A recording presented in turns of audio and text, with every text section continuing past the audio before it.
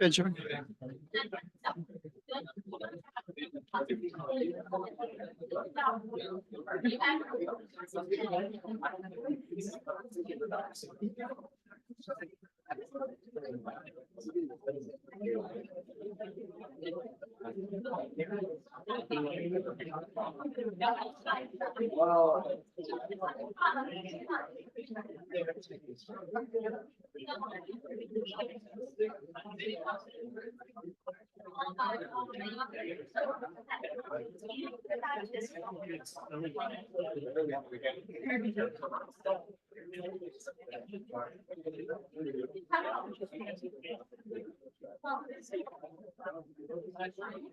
Hi, how are you? Good, relaxed.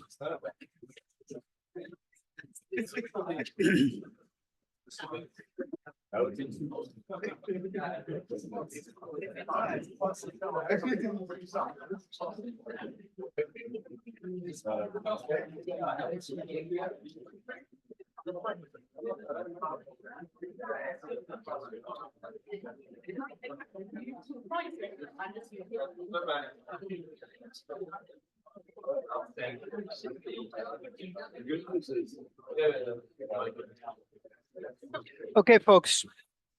Couple of reminders. One is, as you well know, next week is spring break, which is good news. You're going to take a break. But it does mean that when you get back, there's only like 5 days before you can get your DCF in for feedback. So I would suggest if you haven't done your valuation, get started. If you haven't picked a company, God help you. Get the process rolling. Don't put it off too much. Right? So today I want to continue our discussion of the loose ends in valuation. And as a lead into a couple of things we're going to cover today, I want to ask you a question. The answer might seem obvious, but kind of humor me anyway. Let's suppose you've done a discounted cash flow valuation of a company. You've taken free cash from the firm, you've discounted the cost of capital, you've come up with a value of 100 million. So embedded in there, the cash flows, the terminal value, everything we're taught to do in valuation. This company has one debt issue outstanding with a face value of 100 million, but the market value is only 80 million.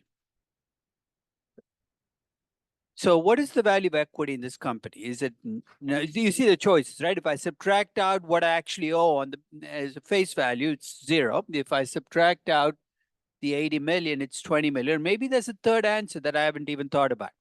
So what should I be subtracting out in a discounted cash flow valuation to get to value of equity? Book value of debt or market value of debt? What do you think? Market value is the right answer, but you should always have kind of a holdback on this. Why is the debt at a discount on book value? What are the two reasons market value of debt will be lower than the book value? One is if you're a distressed company, in which case you got to be a little worried, right? Because if distress risk is what's keeping the 80 million below, there's in your valuation, there's almost an internal contradiction. When we do a discounted cash flow valuation, what are we implicitly assuming about a company? It'll have good times, it'll have bad times, but you get to nirvana. Nirvana here is terminal value, you're a going concern. And when you have a risk that your company is not a going concern, then the question is, can I mix together a market value that reflects a chance that my company will not make it with a discounted cash flow valuation where I assume it'll make it? It's actually one of the toughest challenges in valuation. I've actually thrown it out to appraisers and people who've done valuation for 25 years. It's amazing how much trouble there is in actually getting an answer. Today, we'll talk about, should I be subtracting out market value? Because technically, that's what every textbook says. Get the discounted cash flow valuation, subtract out market value. But we'll talk about nuance because I don't think it's that easy. Take a second case. Let's suppose you've done a discounted cash flow valuation of a company. You come up with the value for the equity of $1 billion. You've done it all correct. The company has 100 million shares outstanding. So this is the easy part. What's the value per share? Don't bring out your calculator. Billion divided by 100 million is $10 per share, right? Let's assume this company now grants 10 million options to its CEO with a strike price of $10 per share. So basically, these options are at the money. You're the equity investor in this company before this grant. So I have a very simple question of direction. You don't have to give me a number, but if you want to, you can. What will happen to the value of equity in your per share in your company after this grant? Yes. The option will, when exercise will value. But right now, if you exercise it, it's worth nothing, right? It's at the money. So you said when it's exercised, which means that there is a chance it'll be exercised, chance it will not. But that's again a question we got to examine today. For the longest time, people, when they, in fact, this is still the default way people deal with options. They deal with them at exercise value. And if I deal with them at exercise value, you know what my answer is going to be? It'll have no effect. I've given away nothing. And that's an extremely dangerous place to be, because then you're going to say, if 10 million is worth nothing, 100, let me give away 1 billion shares in the company. In fact, if you've been reading the news, one of the news stories about Tesla that came out from the Delaware courts a few weeks ago was the Delaware courts actually ruled that Musk's compensation was illegal because the board did not act independently. I think it's a bad decision on that basis, because if your definition of a board acting independently is the board's got to act independently of the CEO, almost every company is compensated. It's also, you can't say the compensation contract was too big, because it was too big only in hindsight, right, when it was granted. But one of the things you could take up with the board is when you gave that contract in 2017, were you aware of what you were giving away? Because at the time the contract was written, every single option in the contract was out of the money. Tens of millions of shares, but the stock price had to rise 3-4, 4-fold. And if you were thinking in terms of exercise value, it's entirely possible that as a board of directors, you thought you were giving away nothing, in which case you should all be fired. But we're going to talk about why stock-based compensation leads to some strange compensation contract, because the way we think about the value of what we give away. So both topics for today. So let's start off where we left off in the lecture notes.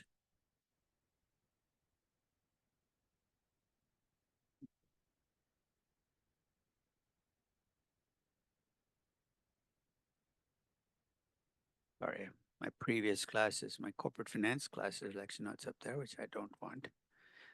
We were talking about the last loose end we were talking about was the Playboy Mansion. Remember other assets? So let's go back slightly before that point. I think we're on page 228 slides. If you have the slides in front of you. No, sorry. We were on 232. Okay. Let's talk about another loose end. I'm going to show you two companies, and I want to look at these two companies as an investor. Don't think in terms of DCF models. The two companies look exactly the same in terms of numbers, same growth rate, same return on capital, same cost of capital. So we look at all the numbers, they're exactly identical. But here's where they're different. The first company is in a single business. The second company is in multiple businesses. The first company is a very simple holding structure. What they own is right there on the balance sheet. The second company is special purpose entities, all kinds of complex holdings. The first company has transparent accounting. What does that mean? You read the financial statements, you know exactly what the company did last year. The second company is opaque accounting. You read its annual report, it claims to be in English, but you don't understand a single word that's being said. It's clear that the objective is to confuse you rather than inform you. So really, the choice is between a simple company and a complex company. They both have the same numbers. As an investor, which of these two companies would you value more highly? The simple. How many of you would value the simple company more highly? How many of you would value the complex company more highly? Tell me why. But it should be in your cost of capital, right? If it's in the numbers already, and I've captured the numbers, then the fact that you're in multiple business just messes up the analysis. But if you open up any valuation textbook, including mine, and start plugging in numbers, what are you going to find? the same value for both companies. There's nothing in valuation that leads you to penalize the complex company, even though intuitively I should be punishing that company. And I'll tell you the assumption we make in valuation that lets us get away with it. It's a very dangerous assumption. We assume that what you don't know just averages out. In other words, you buy 100 complex companies, that what you don't know averages out. What's wrong with that assumption? I think it's particularly dangerous. It's a diversification argument. Why, in this case, is that argument likely to get you into trouble? What has to be true for things to average out? No, it doesn't have to be perfectly diversified. They can be somewhat diversified, but the bets you make, the mistakes you make have to be symmetric. You know what that means? Some of the companies you find good stuff. Let's take a look at what complexity means. These are companies that managers have chosen not to tell you, right? Let me follow up on that. What do managers most likely hold back? Good news or bad news? When is the last time you woke up to an accounting scandal where the company said, you know what, guys, we made 5 times more money than we told you we did? Notice when there's a surprise, it's always a negative surprise. In this case, I think complexity is more likely to hurt you than help you. I'll give you the origins of this part of the lecture. It was in 2000. I was teaching this class. This section was not there. But there was a news story of a company called Tyco that had just had an accounting scandal. I'll tell you what, if you never heard of Tyco, Tyco was a conglomerate that grew through acquisitions and used the acquisition process to hide a lot of bad stuff. And it all blew up. The company's stock price dropped 80%. But here was a surprise. At the time, Tyco lost 80%. GE lost 15% of its value. You think, what does GE have to do with Tyco? What did I describe Tyco as? A conglomerate that grew through acquisitions. In 2000, GE was a conglomerate that grew through acquisitions. You see how investors' minds work, right? They said Tyco fooled us because they did a lot of acquisition. They had a lot of bad stuff. How do we know that GE is not doing the same thing? What else can you do as an investor? And that basically the market was discounting GE for being a complex company, difficult to understand. So I threw this question out to the class, and I'm going to throw the question out. When you value companies, should we be bringing in complexity into our valuation somewhere to reduce the value of complex companies? What do you think? Seems like we should, right? Because market's bringing it in, we need to. Which then raises 2 questions. If we want to do it, we have to answer 2 questions. One is we need a measure of complexity. We can't just say, I'll know it when I see it. And second, we've got to convert that measure into a number, a cash flow, a discount rate, a growth rate, the IT proposition. So I threw this question out as an MBA class. And I said, no, do you think we should measure complexity and bring it in? Yeah. So how should we measure complexity? They all gave me blank looks saying, you're teaching the class, you brought it up, why don't you measure it? I said, okay, I'm up for the challenge. So the next class I came back with my first measure of complexity, and I have to tell you, they were not impressed. Here's what I did, and these were the days when you had physical reports. I just counted the number of pages in the quarterly and annual reports. I know it's incredibly simplistic, but if among these 10 companies, there was one company you wanted to avoid valuing, which company are you going to avoid like the plague? 1,026 pages. This isn't War and Peace. This is one company telling you what happened last year. It takes you 1,026 pages to tell me what happened last year. You're one heck of a screwed up company. So I put this up. The MBAs are not impressed. They said, we're not paying $120,000, much cheaper than to get an MBA, to count pages in a 10K or a 10Q. We need something more sophisticated. I said, what was I thinking? Of course. I'll be back next session. I needed a session to think about it. I came back with what I call my valuation shit list. This is a technical term for things that bug me when I value companies and how much they bug me. And I can build a spreadsheet around pretty much everything. Now, just to give you a tangential point, my daughter is terrible at making decisions. And I remember when she had to pick colleges, she'd go back and forth. I said, Kendra, I'll build you a spreadsheet. So I built her a spreadsheet with all the scores. What did you value? Do you want a small campus, a big campus? And all that work went to naught because I came up with a school that had a high score and said, what do you think about this school? She said, I'm not going there. And I said, why not? it's coming up high on all the things you said mattered. She said they use, when I visited, I went into the restroom and they use one-ply toilet paper. I said, what? This is your basis for not going to a school? And if you told me that, I'd have built into the spreadsheet, one-ply toilet paper, two-ply toilet paper, 50 points, or make it 100 points, right? But this is a spreadsheet that measures complexity. I'll give you examples of things that got built in there. A company that claims to be geographically diversified but doesn't tell you where. Why did he even mention geographically diversified? You don't tell me where. An extra 10 points for complexity. A company that tells me the geographically diversified tells me where, then I look at the regions of the world and I don't recognize any of the regions. It's like a Lord of the Rings universe. No, not there, not there, not there. I still remember the first time I valued BMW. I see the breakdown of revenues, North America, South America, Europe, Oceania.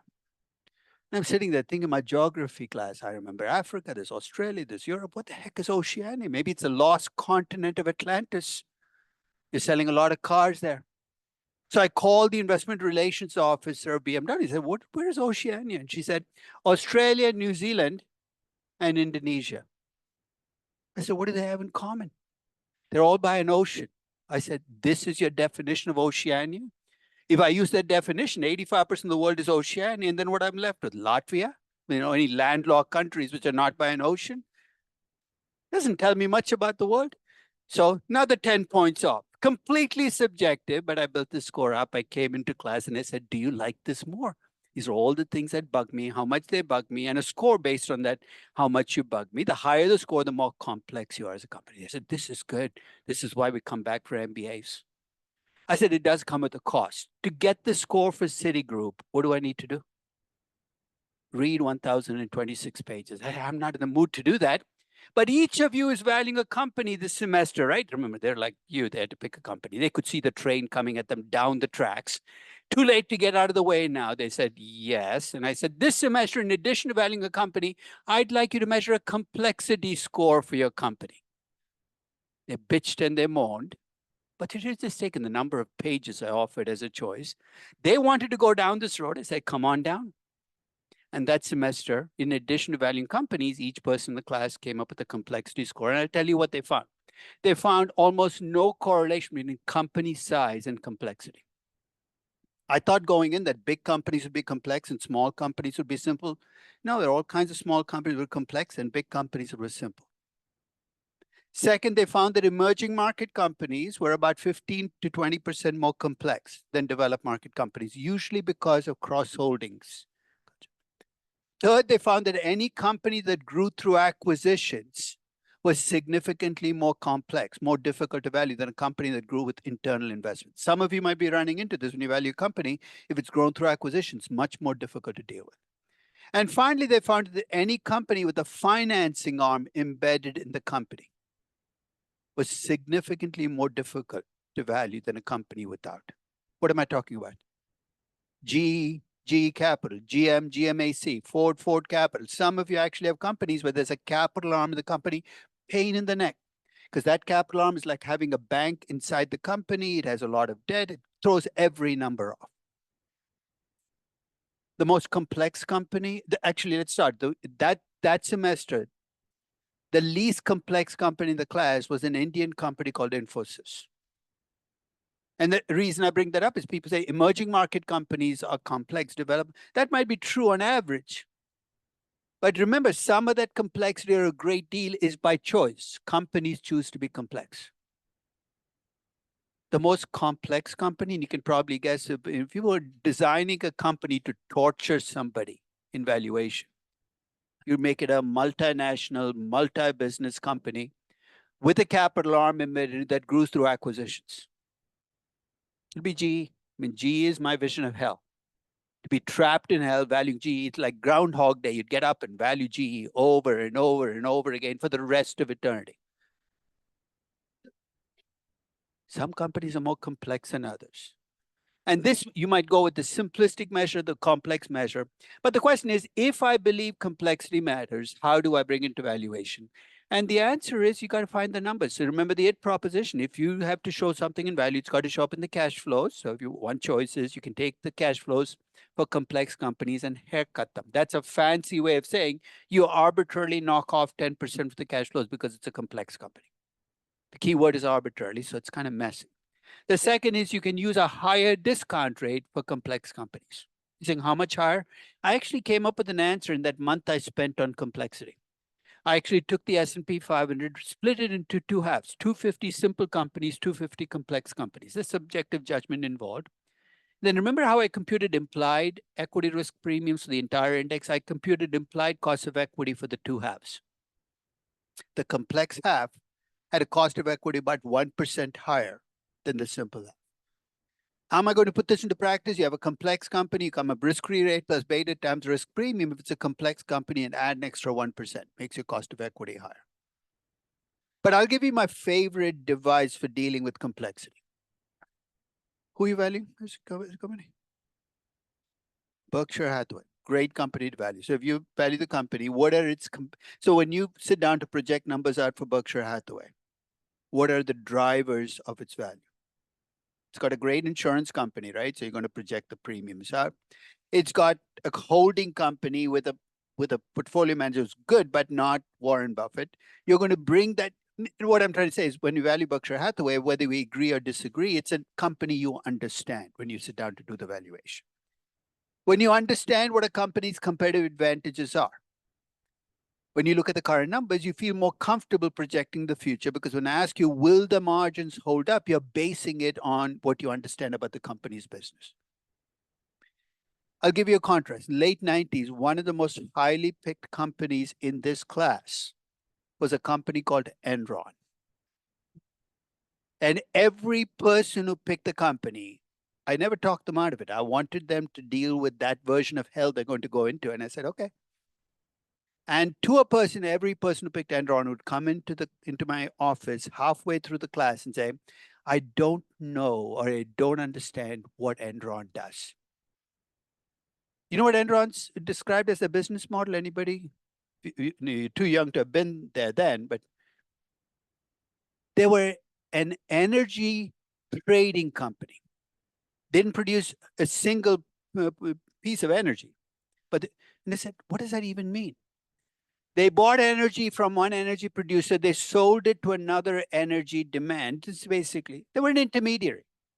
It's not bad. There are a lot of intermediaries. But how do you make money on this? What exactly are you exploiting? Maybe differences across states. But it was very difficult to understand. How does an energy trader end up being worth $70 billion, which in the late 90s was maybe one of the 10 largest market cap companies in the US? And they would try, and finally they said, I have no idea. And so what should I do? And I said, okay, they made a lot of money last year, but you don't know why. And from what? But if you don't know what they're doing, that makes them allows them to make the money. When you're making your projections, you got to be a lot more conservative about your projections because you have no idea whether these numbers will hold up. So when they did that, they'd always end up with a value lower than the price. At that time, nothing to do with the accounting fraud, just the notion of having a complex business meant you had to be more cautious about the margins and returns and capital you forecast in the future. So if you worry about complexity in your company, and some of you valuing family group companies, every Chinese company has a layer of complexity to it that I think you got to deal with in getting through to value the company.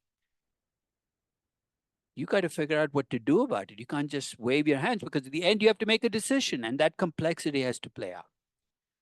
Now, as a throwaway, the final part of this month, the last 3 days, I decided to try something. I took the 100 largest market cap companies in the US.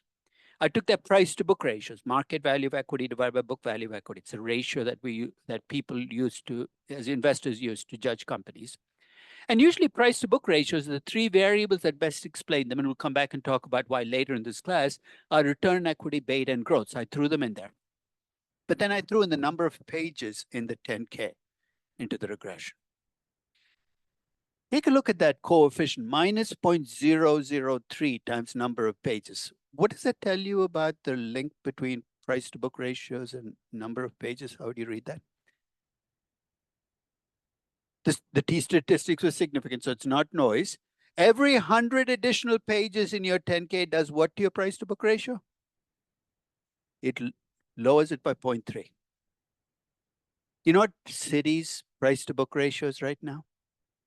It's 0.6. The stock trades at 60% of book value. So let's say Citi's management comes to you and says, we want to double our price to book ratio. What do they need to do? Knock 200 pages off your 10K. That's all. It sounds facetious, but think of why Citi ended up with 1,000 pages in its 10K. It was by design. During the 1990s, Citi started the 1990s as a traditional commercial bank, and then it bought Solomon. It brought an investment bank in. Then it bought Travelers, an insurance company. Then it bought a real estate company. It was by design because they wanted to be a one-stop financial service company where you could come in, you could do your banking on floor one, your insurance on floor two. Terrifying thought. As you went up the floors, every aspect. Complexity is not something thrust upon companies. It is a direct consequence of how you've chosen to grow. Citi is being punished for being complex, in addition to a lot of other sins. And I think this is true for all money center banks. They've added this layer of this complexity to them that makes investors nervous about investing in money center banks to begin with. So that's a complexity question. Any follow-ups on complexity? So go ahead, Benjamin. Oh, the difference in discount rates? I'm too lazy. I'll give you the data and to do it because you have to take the S&P 500 and start to throw things into piles. It's not difficult to do. We have S&P Capital IQ, but you'll have to come up with some metric you can use from S&P Capital IQ to do it. Maybe it's time for an update. But I'll tell you what that difference does over time. In good times, the difference goes to zero. Why in good times, people stop worrying about complexity. In bad times, the difference gets very wide because people. So this is an ebb and a flow because when fear strikes, complexity becomes a penalty. Let's move on to debt. There are two places in your valuation where you're going to encounter debt. The first is when you compute cost of capital. In your cost of capital, how does debt show up? It shows up as a weight in your cost of capital and as a cost of debt that you attach to that debt. So that's the first place. And that encounter, my advice to you is be narrow in your definition of debt. Include all interest-bearing debt and leases and be done. You know why? Because the conservative part of you, which is always going to rear its head while you're doing valuation, say, let's count everything as debt. Let's be conservative. Let's count payables. Let's count underfunded pension obligations. Let's say you count everything as debt. Let's play it out. What's going to happen? Your debt number is going to get higher. Even if you lever the beta with a higher debt number, I can almost guarantee you that you'll end up with a lower cost of capital while you're trying to be conservative. So in the cost of capital calculation, attach guardrails. Stop when you get to that point of interest-bearing debt and leases. Don't feel the urge to add anything on. So you come up with the cost of capital, you discount free cash flow, you come up with the value of the firm, then you encounter debt a second time. And the first part of that encounter will be, should I use book value or market value? Let's play out that first. So that was the question we started class with. Let's play it out. If you buy into the going concern assumption, in other words, your company is in trouble now. Its book value of debt is twice its market value. It's huge distress, discount. So you got $1 billion value from a discounted cash flow valuation. The market value of debt is $500 million. If you believe that this company will make it back to health, which is possible, right? It could make it back to health. Then here's what you should do. You should take the $1 billion as your value of the firm. You should take the $500 million for the debt, which is the market value of debt, and come up with a value of $500 million. But that value of equity applies only if your company makes it back as a going concern. But if your company is debt trading at half of book value, there's a very real, significant chance your company will not make it. Let's say there's a 60% chance your company will not make it. And you can actually back it out from the debt market. Then the discounted cash flow valuation becomes moot, right? Because it's for a going concern. If your company doesn't make it, what are you going to get instead? You're going to get liquidation value for the assets. Then you're going to subtract out not the market value of debt, because remember, the bank is going to claim based on the book value of debt. So in this example, for instance, the market, if you think you can get 1.2 billion in liquidation value, and you subtract out the face value of a debt of $1 billion, you come up with a value of equity of 200 million. So there's a $500 million value as a going concern and a $200 million value if the company gets into trouble and liquidates. Your expected value for the company will be a weighted average, 40%, because a 40% chance of a going concern in terms of 500 million. This is why I ask you to think about failure risk in the Excel spreadsheet. If you've looked towards the bottom, I say, is there a failure risk in your company? And if you say yes, then I ask you, what will you get if there's a failure risk as a percentage of your fair value, your book value? And then your expected value will be a weighted average, because you cannot have a going concern and bring in this liquidation value into a going concern. It's a mess. So keep them separate. Essentially, if in statistics, remember decision trees, I'm having two branches of my tree, going concern, liquidation, with very different values for equity. So that's the first stop you got to make: book value, market value. In your intrinsic valuation, bring in the market value of debt when you do your value of equity. But then when you think about failure risk, think about the chance that your company will not make it. And if need be, bring in a liquidation value, very different from your DCF value. Yes. You can actually, if you know the bond price, let's say it's a zero coupon bond, and actually the face value is $1 billion, market value is 500 million. We'll go through this process actually later in the class with distressed companies. You can actually back out from those numbers a probability of default. In fact, people often use spreads, default spreads, to estimate a likelihood of probability. It's basically it's a present value calculation. You can calculate it from the cash flows. Right? So we'll go through it in more detail when we get there. Right? So you've valued your company, you've added cash, added cross-holding, subtracted debt, and then you look around and say, is there anything else I should be worried about? I'll give you a couple of things that you might want to think about. If you remember last session, we talked about overfunded pension plans and how they could be an asset for the company, the equity. Can you have an underfunded pension plan? No, you set aside too little to cover. If you have an underfunded pension plan, it's hanging over the head of equity investors. Legally, you got to come up with the pensions. It might not show up on the balance sheet as a liability, but as an equity investor, you might want to subtract out the underfunded pension plan. So while I don't treat underfunded pension plans as debt, I would subtract it out to get to equity. There's one other stop. In the US, is it easy to sue somebody? Yeah, you're probably thinking about suing me right now, saying this guy wasted my time, my quiz score is low. You can sue this. And companies get sued all the time. Most of the time, the suits are nuisance suits, but a suit can sometimes lay claim on the company's core assets. Cost billions of dollars. I'll make this tangible.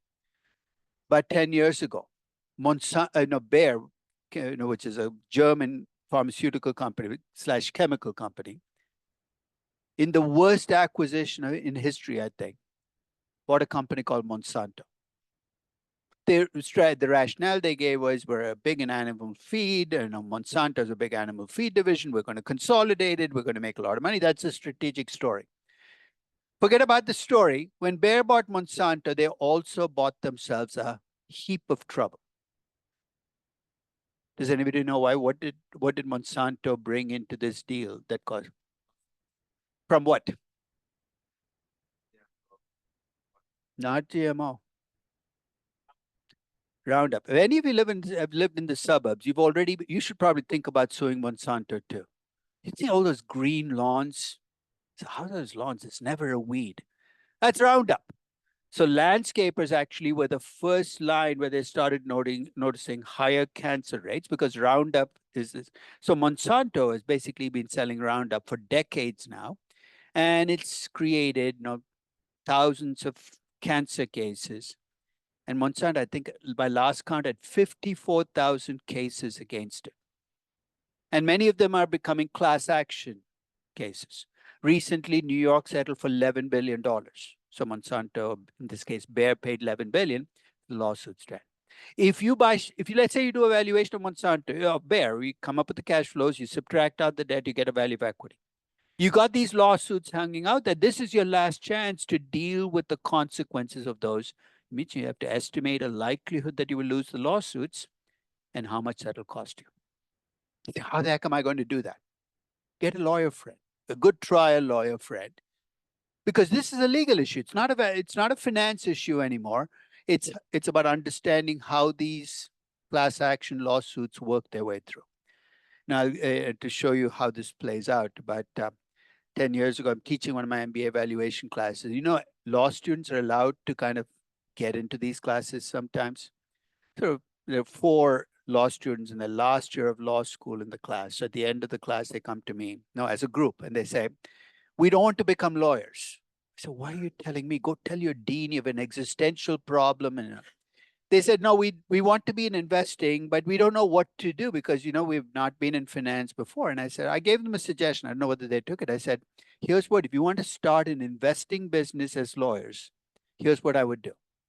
I would focus just on companies that have been targeted in lawsuits. And in the US, that'll be hundreds of companies. And here's what you will bring to the table. You will spend all of your time and resources not estimating free cash of the firm and cost of capital and discounted cash flow valuations in assessing the likelihood that these lawsuits will play out, how they will play out. If you can get one step ahead of markets on this, I think you have an incredible advantage. You don't believe me? Take a company like Merck. For 5 years, that company lived from Vioxx lawsuit to Vioxx lawsuit. You win a lawsuit, the stock price will go up. You lose a lawsuit, the stock price would go down. So if you have lawsuit, this is your last chance to deal with it. So in fact, with tobacco companies, the late 90s, this used to be one of my biggest concerns. I'd value the company, it'd look undervalued. But I wasn't willing to pull the trigger because I had no idea. What created resolution, there was finally a class action lawsuit to end all class actions. The companies basically paid, what, 60, 80, 100 billion to make the lawsuits go away.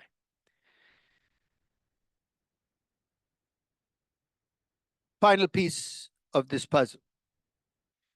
Many companies, especially starting in the 80s, building up through the 90s, going through today, have started paying their employees, not with cash or bonuses, but with, or even profit sharing, but with stock, equity-based compensation. In the 1990s, that equity-based compensation was almost entirely in the form of stock options.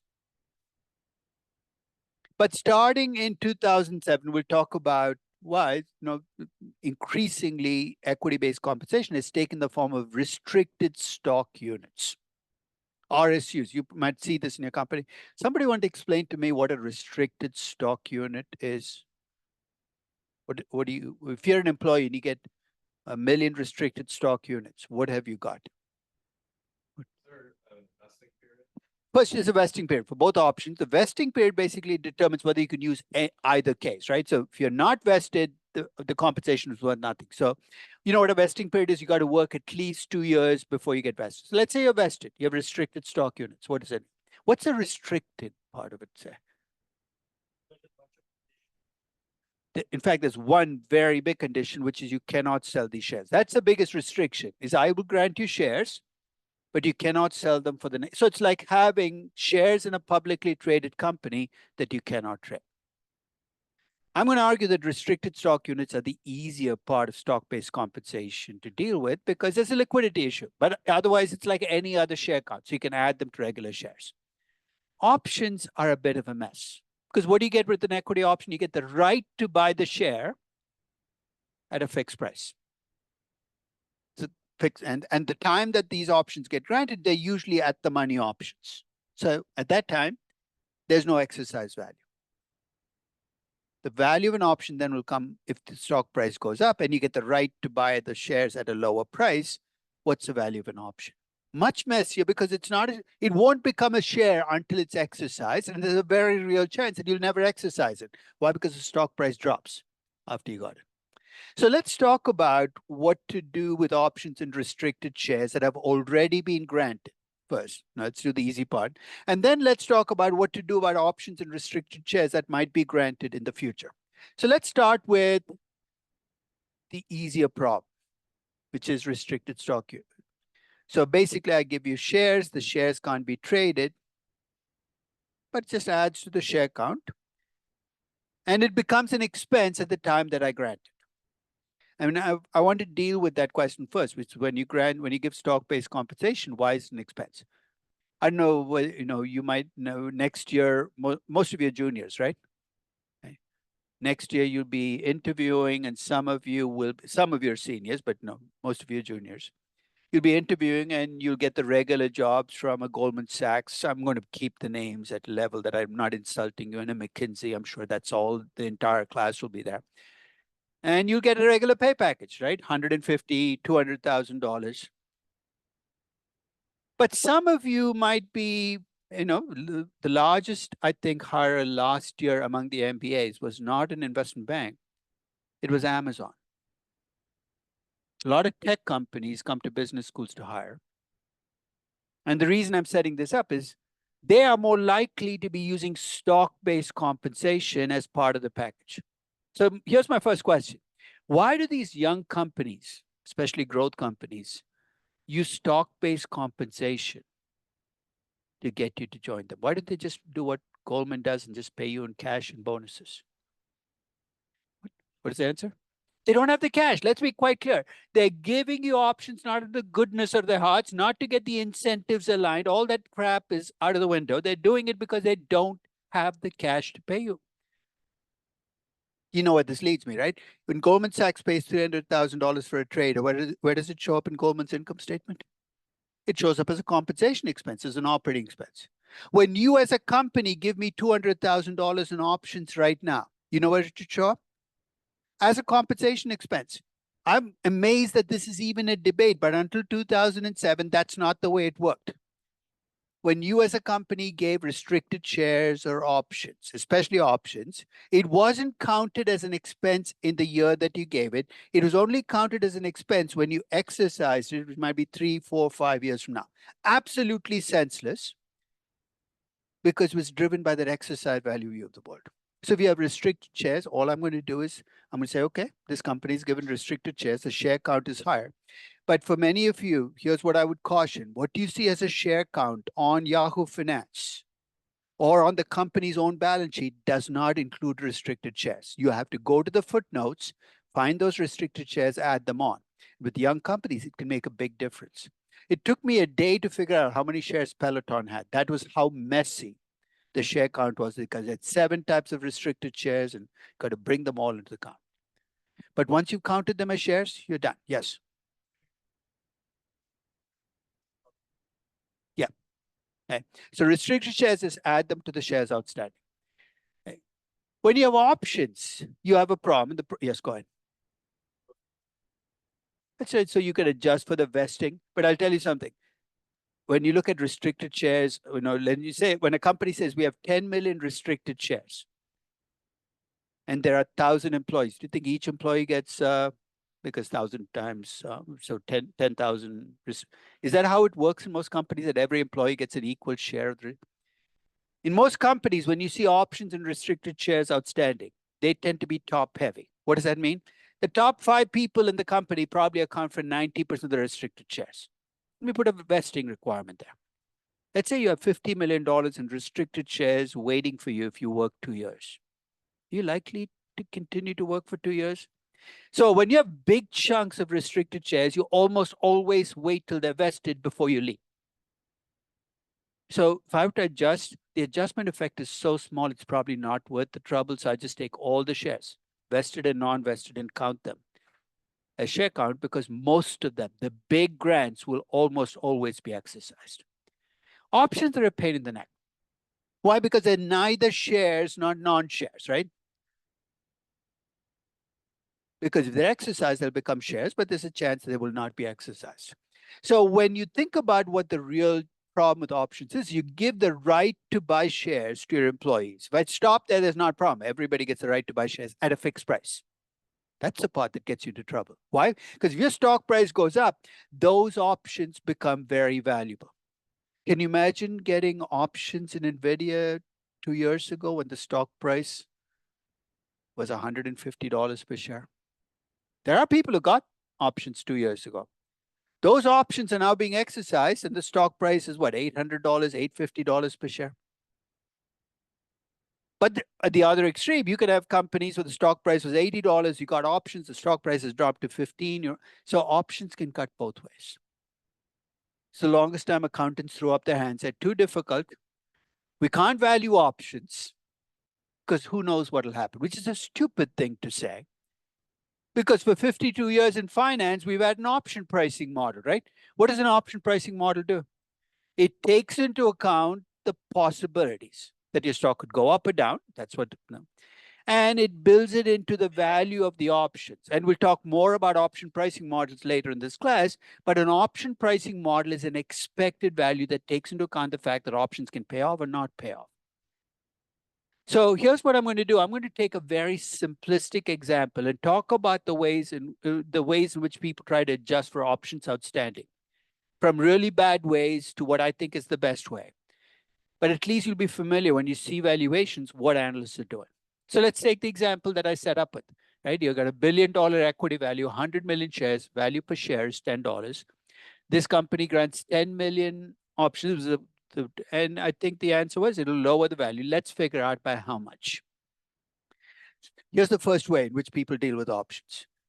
It's called the fully diluted approach. And what they do is they take the equity value you got, $1 billion, and instead of dividing by the actual number of shares outstanding, they divide by what's called the fully diluted number of shares. What does that mean? They add the 10 million shares that that will be outstanding if the options get exercised. They add it to the denominator. Incredibly unfair, if you ask me, and here's why. When those options get exercised, because this assumes they will be, does the company get anything when those options get exercised? They get the strike price, which is $10. I'm completely ignoring this. The fully diluted approach will undervalue shares because you're ignoring the cash inflow that's going to come from exercising. Is there an easy way I can fix it? What can I do? Add the $100 to the numerator, right? That's what I'm going to get. And it's magical. If I add the $100, it looks like issuing the options has no effect on my value, because when you do this, you're implicitly valuing the options at exercise value. This is called the treasury stock approach. The treasury stock approach, here's the difference in the fully diluted. You adjust the share count, but you also adjust the numerator for the expected proceeds you're going to get when the option gets exercised. But the problem here is you are assuming that there's no time premium on the option, that options have exercise value, which we know is patently false. So here's the third approach. And this is, I think, the best way to think about options. Options create a second claim on your equity. So your common stockholders, you and I are common stockholders, we have a claim on the equity. The option holders have a different type of claim on the equity. It's a contingent claim. Contingent because if the price goes up, they'll exercise. If not, it's worth nothing. I'm going to value the equity in the firm. Then I'm going to value the options as options.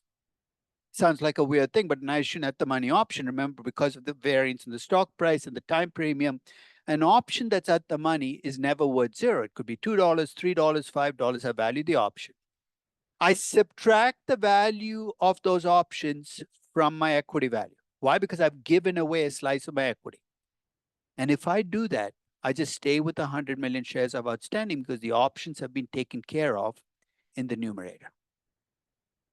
In effect, I'm netting out the options you're giving and say you gave away $10 million of shares, of a portion of my equity. I'm going to estimate the value of the equity. This is the way options should always have been dealt with. But the excuse that accountants used was, no, we can't value them. And I'll tell you why. Traditional option pricing models were designed for short-term options. These are long-term options. That's the first problem. You're saying, so what? In the option pricing model, there's a variance input you need, that the variance stays constant over the life of the option. Easy with a 3-month option, with a 10-year option, who knows? Second, these options are not liquid and traded. So the assumption that you can create this replicating portfolio that underlies option pricing kind of falls apart. These options, by definition, are illiquid. And there's a third problem, which is a real problem. If you buy listed options on the Chicago Board of Options and you exercise the option, this is between you and the person who sold you the option. The company never comes into play. The share count doesn't change. But when the company grants options and you exercise the options, guess what happens? Shares get issued. There's a dilution effect that can affect your value per share. I mean, none of these are game stoppers, but it does mean that applying option pricing models with employee options is trickier than valuing options that might be traditional listed options.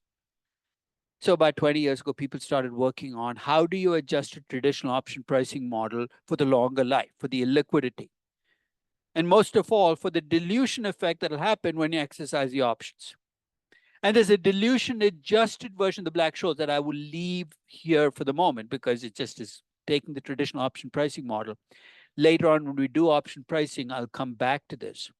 Where if you tell me what the parameters for your option are, in this case, the 10 million options or at the money options, I can value an option. The option value that I get is $5.42 per option. How many options did I give my CEO? 10 million options. In effect, what did I pay him? $54.2 million. First, this year's income statement, I need to show that as an expense because it's not a freebie. And when I do my valuation, here's what you will see. The value of my equity, I subtract out the value of the options. I want to make sure everybody understands the logic, saying I've given away a slice of my equity. And then I divide by the 100 million shares. Don't double count. You know how you double count? If you use 110 here, you'll be double counting. First, you'll be penalizing the value of equity for the options and then adjusting for the share count. The value that I get per share is $9.46. The minute the company announces it's giving 10 million options to its CEO, my value of equity per share drops from $10 to $9.46 because you've given away a slice of my equity. Question? As similarly to that with respect to the current liability. It's not debt. If you think of anything that I reduce from my value as debt, then you're right. But no. So, but it's just a slice of my equity, right? I've given away a slice of my equity, and I said that's no longer belonging to me. My equity got less value. So fully diluted approach, you will undervalue your shares because you just adjust the share count. The exercise stock, the treasury stock approach, you'll overvalue your equity because you're treating the options as having only exercise value. There's no time premium. This is like a Goldilocks solution. It's not quite as bad as, so you're going to get a more reasonable value because you're trying to value the options as options. Yes. Well, then show it in the cash flow. So maybe you want to revalue the firm and say the CEO, if he's given 10 million options, is going to work harder. I'll have higher earnings and higher growth and higher margins. I'll be quite honest. You're being delusional if that's the reason you're giving options. And a CEO says, I need 10 million options to align my incentives with yours. The first thing you need to do is show them the door. There it is. Leave through the door, right? Because I think this incentive thing has become this distraction that people use with options. I mean, did Elon Musk get more motivated with Tesla because Elon is Elon? I don't think with or without the contract, he'd have done what he did. So in some cases, you could argue incentives are aligned, but showed in the cash flows, then there's a higher equity value. So that takes care of restricted stocks you've already granted by adjusting the share count, options you've already granted. But a company has historically used options and restricted stock to reward its employees.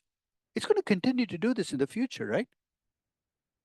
So when you project out your future cash flows and earnings, you should be building in that expected expense. And here you just got lucky. Until 2007, I told you what accountants did. They did not treat restricted stock and options as expensive. In fact, before 2007, there were only options. Companies granted options, accountants let it go through because they treated it as exercise value. It's free. 2007, finally, accountants came to their senses, just like they did with leases in 2019.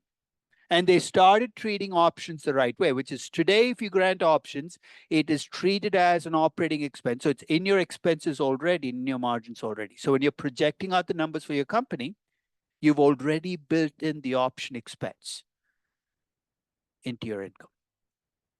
And this is why companies have shifted away from options to restricted stock. Before 2007, you got to have your cake and eat it too. You gave away hundreds of millions of dollars of equity in your company, and nobody noticed when you gave it away. 5 years later, you might have been held accountable. By then, everybody had moved on. The directors had moved on. The CEO had moved on. We're doing the right thing by expensing stock-based compensation. But here's where it gets really messy. We're doing the right thing. But guess what analysts are doing at companies, and companies themselves are reporting as earnings across the board. You heard of this adjusted EBITDA number? It's become a big thing that companies report. How do companies compute adjusted EBITDA? think it's plus Plus a lot of things, but the one thing that you will see every single thing is they'll add back stock-based compensation. It's the stupidest thing I've ever seen in my life. Because accountants finally are doing the sensible thing and they add back stock-based compensation. And analysts will give you all kinds of stupid reasons. It's a non-cash charge. Depreciation is a non-cash charge. Stock-based compensation is an in-kind charge. It's like a guy who runs a pizzeria who basically gives away 4 pizzas to every employee. It's not a non-cash charge. It's an in-kind charge. You're giving away my equity to keep your managers happy. You can give, I mean, I'm okay with it. But don't gaslight me and say it's worth nothing. So don't worry about it. Of course it's worth something. You gave away my, I like that word. Actually, my daughter taught me that word. First time she used it on me, I said, what? Yeah. And finally she explained, said, that's a good word. I'm going to use it in class. Basically, I can see what it's doing to my equity value, and it's got to be built in. So for the future, if you have a company that's continuing to do it, build it into your cost of goods sold, lower your margins. The good news for you is as companies scale up, that stock-based compensation as a percentage of revenues will get smaller. Very young companies, stock-based compensation can be 30, 40, 50% of revenues. That's how much you're giving away. That's the only way you can keep employees. As you get bigger, it'll become a smaller percentage, which is good news. Because if it stayed at 30, 40, 50% of revenues, you will never turn a profit. Yes. It is a fixed cost for the moment, but there are economies of scale, right? Because as you get bigger and your revenues start to build up, the number of employees doesn't go up proportionally with revenues. Thank God for that. Otherwise, you'd be in trouble. And the amount that you have to pay in stock also will tend to drop off because you finally have cash. So there'll be a shift away from stock-based to cash-based compensation as companies mature. So it's a fixed cost with economies of scale. So it'll become a smaller percentage of revenues as you get further into the future. Any questions on stock-based compensation? Yes. Oh, they do it all the time. In fact, it's scary because they'll add back the stock. And if you take a young tech company, you add back the stock-based compensation, your losses can become profits. They'll tell you with a straight face, this company is making money. I mean, here's your counter when you run into somebody like this, right? They say, well, it's stock-based compensation, I'm adding it back. What if I decide to pay for everything with stock? Right? The delivery guy shows up, here's some stock. You remember when Facebook, before it went public, they had this guy who came in and drew, I think huge murals on there.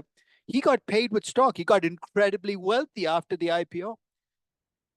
What if I paid for everything that I need with stock? Are you going to tell me my revenues are now my profits? Because that's where it'll lead me, right? If I add back everything that's not, it's a stupid piece of reasoning because it leads you into really dark places in terms of thinking about the values of these companies. But it shows you again, when I pile on accountants, I should probably step back because accountants, when they try to do the wrong things, guess what analysts do? They reverse it. It's happening with leases too. I talked about how accounting finally is putting leases on the balance sheet as debt. You know what many analysts are doing? They're reversing it, going back to the way things used to be because they feel more comfortable with the EBITDA and the operating income they had under the old rules. So let's talk about telling stories. Now, as you sit down to value a company, and I made this point early on, I talked about, are you a storyteller or you're a number cruncher? And you're going to very quickly discover your weak side when you sit down to value a company. So you're going to discover that for you, the numbers are easy, but the storytelling is difficult. But you got to persevere. Because left to your own devices, if you stay in your preferred habitat, you're going to do some strange things. If you're a natural number cruncher, you're going to start to add layers to your numbers. You didn't think adding more decimals make things more precise. You're going to completely lose sight of your company. Conversely, if you're a storyteller and you don't bring in numbers, you're going to tell me fairy tales, huge stories, because nothing stops you. There are no guardrails. So that's why I described a good valuation as a bridge between stories and numbers. This is a part of this class that was not there even 5 or 10 years ago. Because I said it's a valuation class, I shouldn't be talking about stories. And I very quickly discovered that that was a major mistake, that without stories, you really don't have valuations. You have Excel spreadsheets and financial models. To make that into a valuation, you need stories. Now, I'm a natural number cruncher. The first time I valued a company and I tried to tell a story, and I think I mentioned this, was like pulling teeth. I hated doing it. So I had to teach myself storytelling. So I'm going to take you through the 5-step process that I go through to value companies. And I have to go through this religiously because left to my own device, I want to open up spreadsheets and start entering numbers. I've got to slow the process down. So here are my 5 steps. You don't have to follow the same 5. You got to come up with your own sequence so that you can get the story and numbers in. You give me a company to value. The first step in the process for me is to understand enough about the company that I can tell a story about the company. Let me repeat that again. It's not computing financial ratios and plugging them in. It's understanding enough about the company that I can tell a story. So think of what you need. You need to understand what the company does, what it sells, why people like or dislike its products. You need to understand the competition. You need to understand the market. See, that's such a pain in the neck. Get used to it, right? You can't value a company if you don't do that. So I'm going to use a company to illustrate this process. It's actually a company that became the basis for one of my books, Narrative and Numbers. It was a valuation I did in 2014. I'll tell you what triggered this particular valuation. It was a news story in the Wall Street Journal about a company called Uber that had just received $3 billion from venture capitalists who had priced the company at $17 billion. Notice the word I use, priced. Venture capitalists don't value companies, they price companies based on what God only knows. And I'll be quite honest, I did not know what Uber did in 2014. You see, where were you? Living underground? Technically, I was. Because I came to New York, I used to live in New Jersey, I used to take the train and I'd take subway, I'd never took car service. I'd never.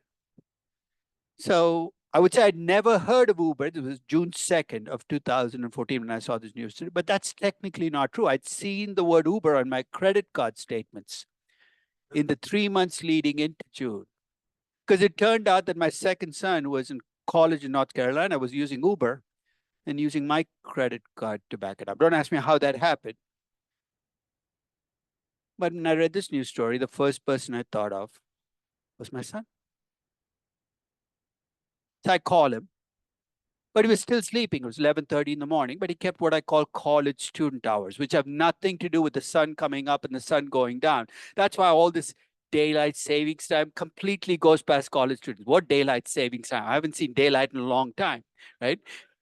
So he's still sleeping. He had turned off his phone, refusing to answer it. So I called my niece, who was working in Chicago, and she had to be awake, technically at least, because she had a job. She picks up the phone, horrible mood. She says, "What do you want?" That's how she answers the phone. She talked to her mother about this behavior, but no, let's set that aside. I said, have you heard of this company called Uber? She said, it's a ride-sharing company. So what the heck is a ride-sharing company? She said, I don't have the time to talk to you right now. Download the app and find out for yourself. So, okay. I come back to my office. I'm sitting in this building. I go back to my office, download the app. I hit the app and magical things start to happen. The GPS opens up and I can see a car driving towards me. Try. In New York City, you don't get from point A to point B, you try. You drive in the general direction, lots of one-way streets, you get around. I can see the car zigging and zagging towards 44 West 4th Street. And I can see the name of the driver. This has never happened to me with a yellow cab. I'm fascinated. I watch George and the car pull up in front of this building. I ran out of the car and said, "Hi, George." He says, "You didn't enter a destination. Where do you want to go?"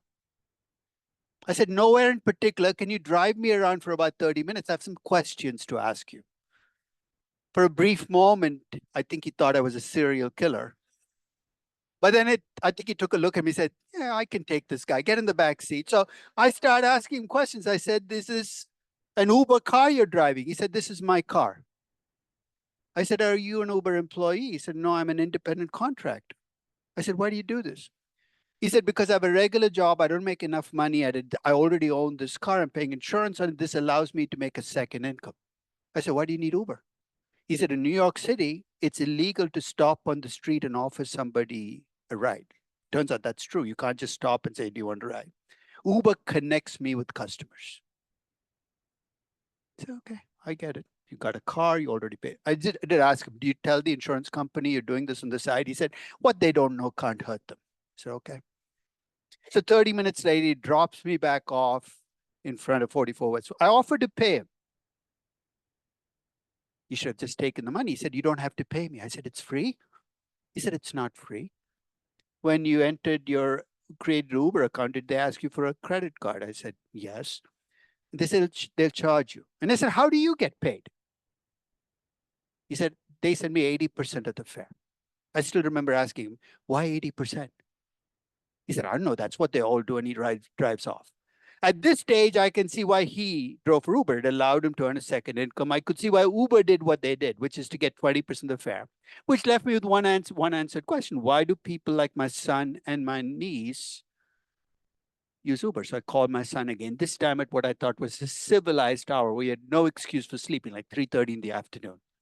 He was finally up. And I decided to put him on the defensive right away. I said, I noticed you've been using Uber and using my credit card to back it up. I acted like I knew it was a right. I thought initially it was actually a German language class. The no umlaut on the U should have kind of given it away. No? So I said, why would you want to take a ride sharing service when you have a car with you in North Carolina? He'd taken a car down. He said, Dad, on Friday nights and Saturday nights, I really like Uber. Now, as a parent, there's some questions you don't follow up on. And I kind of left it sitting there. I said, okay, what do you like about Uber? And this is a kid who I can't even visualize hailing a yellow cab. It's beyond his frame of reference.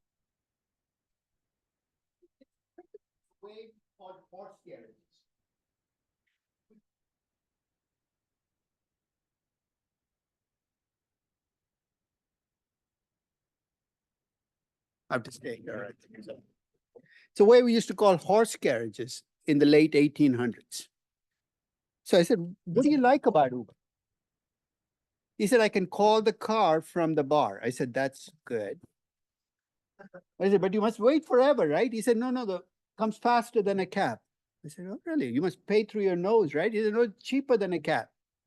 The cars must be filthy, right? It's cleaner than a cab. I said, let me get this straight.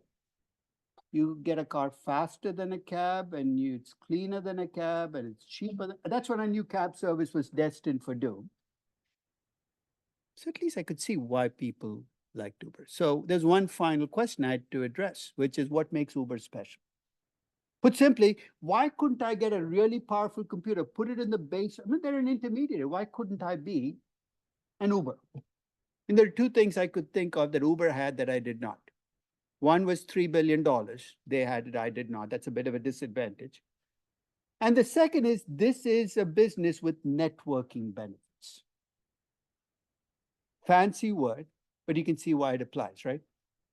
In other words, if I start up a ride-sharing business to try to compete with Uber, I'm going to be climbing a mountain, and here's why. If you're a driver and you want to drive for a ride-sharing service, are you going to drive with the startup? That's me. Are you going to go with the established ride-share? You're going to go where the customers are. And if you're a customer, you want to download an app, you're going to download the app of the ride-sharing service that pretty much dominates. That was my research on Uber. You say, why don't you look at the financials? What financials? The company was a privately owned business that was incredibly secretive. The only two numbers I had in Uber in 2013 was how much they had as gross billings that they leaked to one of their VC groups, and how much money they lost in 2013, which was a lot. But let me ask you a question. Let's assume that I'd had all of the financials for Uber for the last 4 or 5 years. What would I have learned by looking at the financials? If any of you have young companies, looking at past financials is going to tell you very little about the company. I'll save you the trouble. Here's what you're going to see. Not much in revenues, big losses. What else are you going to see? That's why I find it funny when these young startups go public and people get caught up in what was the earnings report? Oh, it's terrible. I'm going to knock the price down 50%. That's like sending your kid off to kindergarten and he or she comes back with a report and you say, you're not going to college. That's a little extreme, don't you think? What did you see in that kindergarten report? Basically, an earnings report from a young company basically tells you very little about the future. This was my research on Uber. I think I had enough because that is going to become the basis for the second step. I've learned enough about the company that I can start to tell a story about the company. Now, I want to remind you, you're not a creative novelist. When you tell a story for valuation, keep it brief and keep it focused. Keep it simple. Don't let characters wander on and off. I'll give you an example of what you should not be doing when you're valuing a company. Don't tell me a Game of Thrones story. I still remember that when about 20 years ago, my oldest son gave me a book. He said, Game of Thrones. He says, you should read this book, Dad. It's amazing. And I tried. 600 pages in, I called him and said, Ryan, I'm too old for this. I've got hundreds of characters. They wander in, they wander out, they die, they come back to life. They're good guys, they're bad guys. I've completely lost track. You're telling a valuation story, don't make it Game of Thrones. You don't have 8 seasons and 80 episodes to tell your story. If you're lucky, maybe 15 minutes. So keep it simple and keep it focused. What's the end game for every business? You've got to make money. Show me a pathway to making money. Show me at least you've thought about the possibility that you need to make money. You'd be amazed at how many founders are so excited. Oh, this amazing software. It's a great platform. And about 20 minutes in, they say, what's your pathway? How do you plan to make money? They look at you like you have 2 heads and so. Let me go back and tell you how exciting this platform is, how great my software. At least tell me you've thought about how you plan to make money. Is it a subscription model? Are you going to try to sell the software? Keep it simple and keep it focused. So here's what my Uber narrative looked like in June of 2014. The reason I'm attaching a date is Uber is a company I valued every year between 2014 and 2020 on my website. So you're going to see the story evolve. But in June of 2014, here was my story for Uber, and every word is going to have significance. I described Uber as an urban car service company. Where do I see Uber succeeding? Cities and big towns as a car service business. I assumed in my story that it would bring in new people into the car service business. People like my son and my niece would never have taken a traditional taxi cab, will take Uber. So it'll allow the business to grow faster. I did assume that this was a business with networking benefits, but they'd be local. You say, what does a local mean? In my story, Uber can end up dominating New York, Lyft can end up dominating Chicago, Didi can take Beijing, Grab can take Kuala Lumpur, and Ola can take Mumbai. And who cares? When I look at market shares that I'm going to give the companies, because I'm going to have 8 or 9 different ride-sharing companies in different parts of the world, none of them is going to end up with a 50% market share. And finally, I assumed that Uber could keep doing what they were doing, which is not own the cars and not hire the drivers. This is my June of 2014 story. That's what's going to drive my number. Now, when you tell your story for your company, the person who's easiest to fool is yourself. Because if you really like a company, you can tell a story and fall in love with it. So here's my suggestion. After you've told your story, pass it through what I call the 3P test. Is it possible? Is it plausible? Is it probable? Sounds like I'm playing on words, right? Lots of things are possible, a subset are plausible, an even smaller subset are probable. I've always struggled with ways of explaining the difference. And about 7 or 8 years ago, I was on a Latin American trip. Day 1, I was in Sao Paulo, Brazil. Day 2, I was in Santiago, Chile. Day 3, I was in Lima, Peru. And I was talking about narrative and numbers in each group. So first day I land up in Sao Paulo, 300 Brazilians in the room. I'm thinking, what can I bring up as an example that every person in this room is going to have a strong opinion on?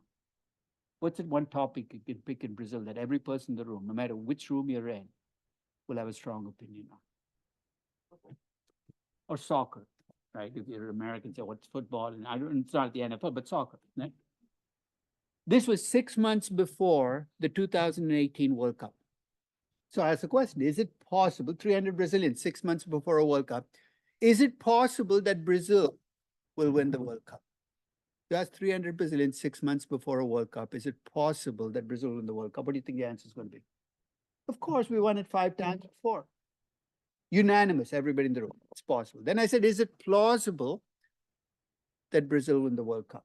You know, if I'd asked this question in late 2014, that room would have been shaky. For those of you who remember your soccer history or football history, there was a World Cup in 2014 in Brazil, and Brazil actually got to the semifinals. That's where the happy story ends. They played Germany in the semifinals. Does anybody remember what happened? Or 8-2. It was a shellacking for the history books. So in December of 2014, if I'd asked this question, is it plausible? The room would have been shaky. By 2017, they'd regained their confidence. They thought about it for a moment, say, yes, it's plausible. We're back to being second ranked in the world. Then I said, is it probable that Brazil win the World Cup? And now you can see the wheels going to play, right? If we're put into the right division, if Neymar doesn't flip and flop and do whatever Neymar does on the pitch, and if this happens and this happens, then you see with each one how I'm upping the ante? That's what you need to do with your story. Ask, is it possible? Make sure it's not a fairy tale. Is it plausible? Has somebody done something like this before? Is it probable? Can you look for something tangible that you can point, say, it's working there, I can extrapolate. So when I look at stories, I'm basically checking your story for, is it a fairy tale? Is it an impossible story? And we'll talk about examples of fairy tales when we start in class. Then I ask, is it an implausible story where the test is a much more difficult one? Is it an improbable story? So we start class on Wednesday. That's the process. It'll be nice if you at least have a story for your company, even if it's a very rough story, that you can pass yourself through these 3 tests. So I will see you in class on Wednesday.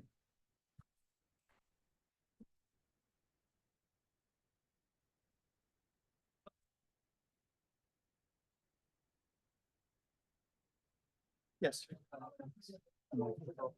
I received your email. I appreciate or say thank you for reaching out. Would it be sensible to come into office hours tomorrow or Wednesday? Right now if you want. Right now? If you have another class, then come in Wednesday. It would probably be better to come, but I appreciate it. Thanks. Hey, how are you? I got an email also, just in the same one. I'm Rafi. What? How are you? Good, good. So we've spoken before. I've never actually used this. So, what You exactly? participate, being your class. Right. What exactly is like is there something helping out or on the top? Basically, jump in, participate, bring up topics that people are interested in. I'm not sure that this is a discussion. Feel that you're equipped enough that you can go on. It's not that you're holding it. A lot of people who are doing well in the class and not even participating. It's like it makes a difference. A big class, a different thing is going to make. It make a difference. If you feel that something on stock-based compensation that is different to you from my view, and you say, what about this? Throw it out, even if it's something that I disagree with. It's good to talk with true. So why? And I talk about why I don't think stock-based compensation is not a non-cash. It's not a non-cash target. It's like depreciation. So just so don't add this to a layer of I think to do. So think of it as something in the class. You see it as something. I've typically been saving my questions for after class, but I think I should ask it. Especially in the so do it in the context of the discussion. Right. Something that comes up with the story partner. How about this? And throw it in there. And if it's something related to your company, that's related to what we're, use the class as a forum for talking through. Right. This is what I'm facing within a company or do. Got it. And I do actually have a question on the stock-based compensation thing. So just like for clarifications, first, is the expense based on that year? The company reports as an So your current income is already understated because the expense related to stock-based compensation is being treated as a compensation expense and lower the income. Right. When you look at industry average margins right now, they're after stock-based compensation. So there are 2 questions. One is there a dead weight cost? With restricted stock, it shows up as higher share cost. Yeah. Right? With options, it shows up as that extra value that we take away from value of equity. And it's not double counted because you're treating 2 different things. One is the past use of options and restricted stock, and you show that by reducing the value of equity. And the future use is going to show up in your future margins. Right? So separate the 2. Companies like Cisco, both are there. they've been giving options like it's free currency forever, so that reduces the value of their equity, but they're continuing to do this, which means my future margins are going to be low. The company like Amazon that used to give options is no longer doing. So for them, it's become a much smaller percentage of income. So going forward, it's going to be lower, but there might be some residue left over from past issues. Right. So two separate issues. One is, what do I do about restricted stock-based compensation in the past? And the answer is, you got to adjust the value of equity for the higher share count or the outstanding option. And what do I do about these plans in the future? Lower earnings, lower cash flows, and lower. When the company, like, let's say a company pays stock options, do they expense it the year that it's granted? That it's granted. Not the year it's exercised. That's post 2007. Pre 2007, it showed up only when it was exercised, which is a huge mistake because you had nothing. And then Facebook went public, you have $2 billion expense, which then gets written off as an extraordinary charge. So basically, you're taking a big compensation expense and essentially removing it from your income numbers by showing it as a one-time charge. Got it. And then another question with RSUs, you said you couldn't sell it, like that was the condition. What about, and you can't do anything else, like effectively sell it without selling it? Technically, you could try to borrow, go to a bank, offer the RSUs. So I don't think it's disallowed.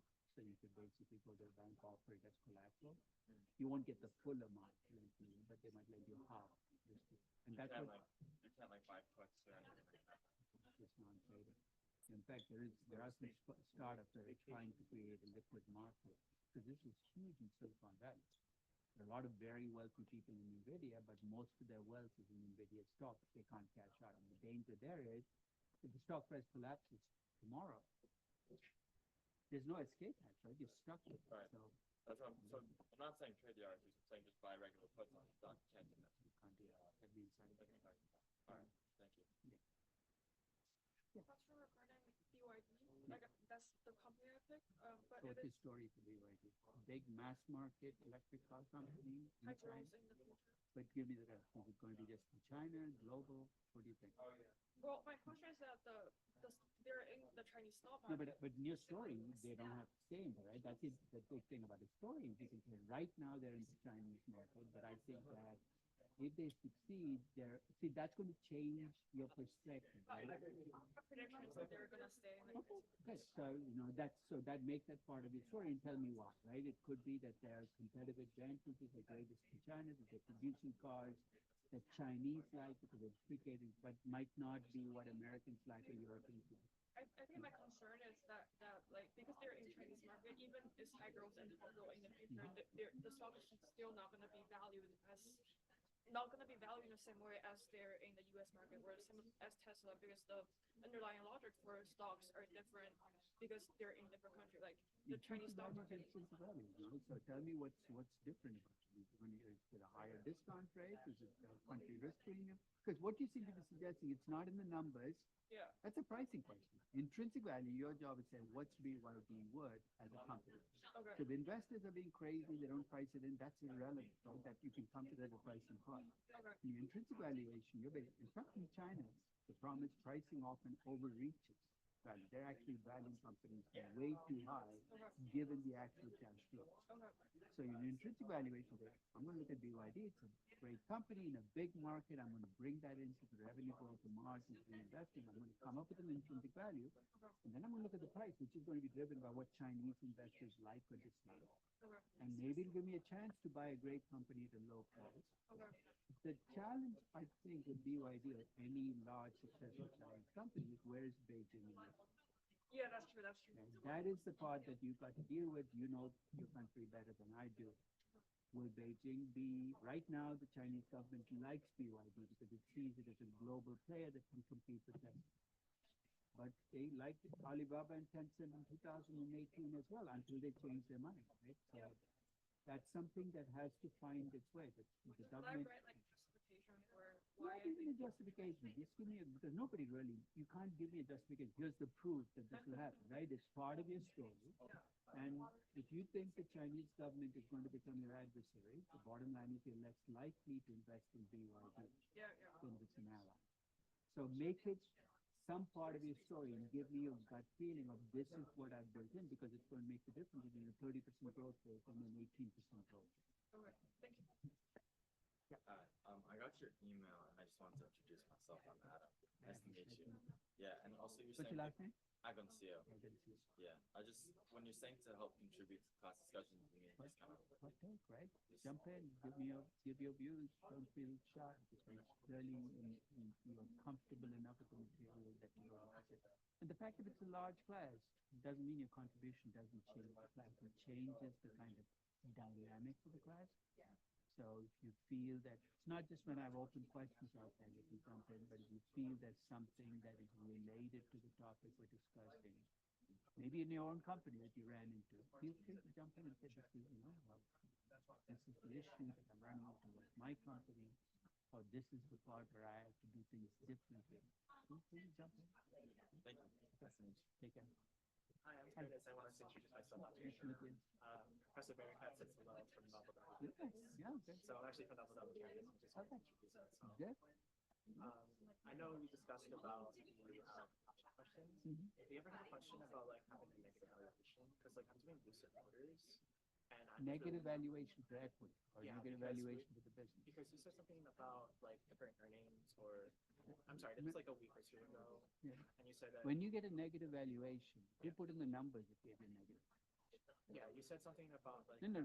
Pause right there. Who put in the numbers? Where does the negative valuation come from?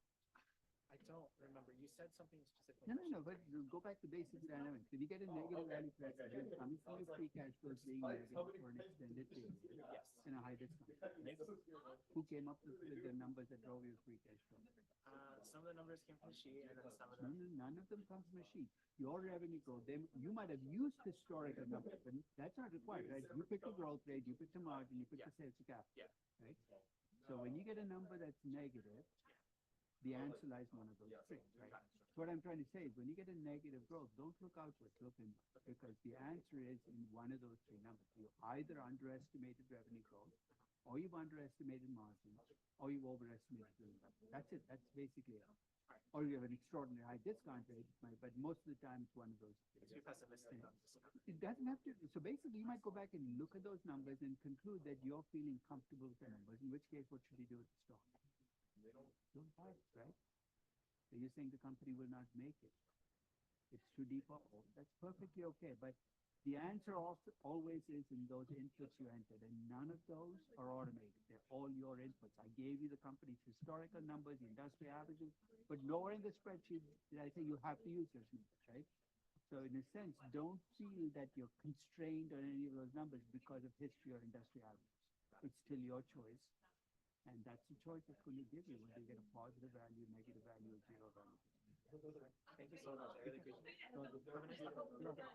Hey, how are you? I'm Jacob. Nice to meet you. Yeah. I wanted to ask a quick question about my company. So basically, like I hear in a lot of pitches, like people say, "Oh, the market is pricing at this, the market is pricing at this," and that'll obviously affect whether my recommendation is like buy or sell. But So- that's the pricing. Are you doing the intrinsic value? This is the intrinsic value. Yeah. Right? What does it matter what people say about the pricing on your intrinsic value? Why does any? If they were talking about earnings growth or revenue, then I can see intrinsic value. If they're talking about pricing, so 90% of what you hear in CNBC will have absolutely no effect on value because they're having a pricing discussion. The mood, right? The momentum going in my favor. None of that has any. So when you do the pricing part, you might care about it. But in intrinsic valuation, unless the discussion turns to something that changes one of the inputs. Okay. I mean, I'll give you an example. After I valued NVIDIA, I was listening to discussion of the software they bundle with their chip called CUDA. And it caught my attention because they said that's what gives NVIDIA's chips. Makes them more efficient, both in terms of power and in terms of energy usage. Then that's something I did not know. I had to revisit my intrinsic valuation because it says, look, that's something to do. So reserve your attention to things that change your view on stories of the company with intrinsic value. Ignore the discussions that are about pricing, which is 95% of the discussion. Okay. So when somebody says this company is cheap, from an intrinsic value standpoint, that adds, that doesn't add to your discussion, that doesn't take away, doesn't matter if Jim Cramer says it or the CEO of the company says it. It's irrelevant because there's no substance that changes. Okay, that makes sense. I feel like there's a lot of like noise out there that's going to be like Especially with the high profile company. I mean, if you pick NVIDIA, think of how much noise is around that. That's all people want to talk about, right? So I picked like a lower, like a mid cap like construction company where things like very project based. And I suspect if I look up any like research reports, it won't break down how to like, project out the revenue, what they have to do. What makes them special? How do they win their project? Who they're competing with? I mean, those are the questions you'd have to look at, right? I'll give you an example. I mean, Turkish construction company. It's grown 500% over the last 2 years. Primarily because it's stepped to avoid in Russia, and you impose sanctions and required European construction companies to step away from Russia. They left all these projects that Anchor stepped into. So, to me, that is a critical part of understanding how a mature Turkish construction company all of a sudden found a new surge of growth. And when I do my valuation, I have to face the question, is this temporary or is this permanent? Which is almost a political question here. Because the You question have to is, think about the war. exactly, right? In a sense, I don't want to do it, but there's no way I can value a company like this without documents, without thinking about where will this go. And I think that basically means you have a construction company project. The question is, is it going to benefit from the infrastructure from last year? Are there contracts with quasi-government contracts or are they business contracts?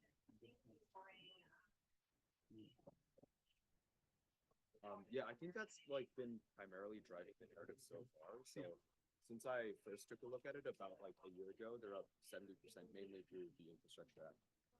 But I know other people have questions, so I'll let them get to it. But thank you so much. You're welcome. Hey, how are you? I wanted to introduce myself. I'm Christina. Nice to Christina. meet you. And I also have a question about like your adoption. So I'm working with this company called Notara, which is like a biotech company that does like create like different The US-based company? yeah.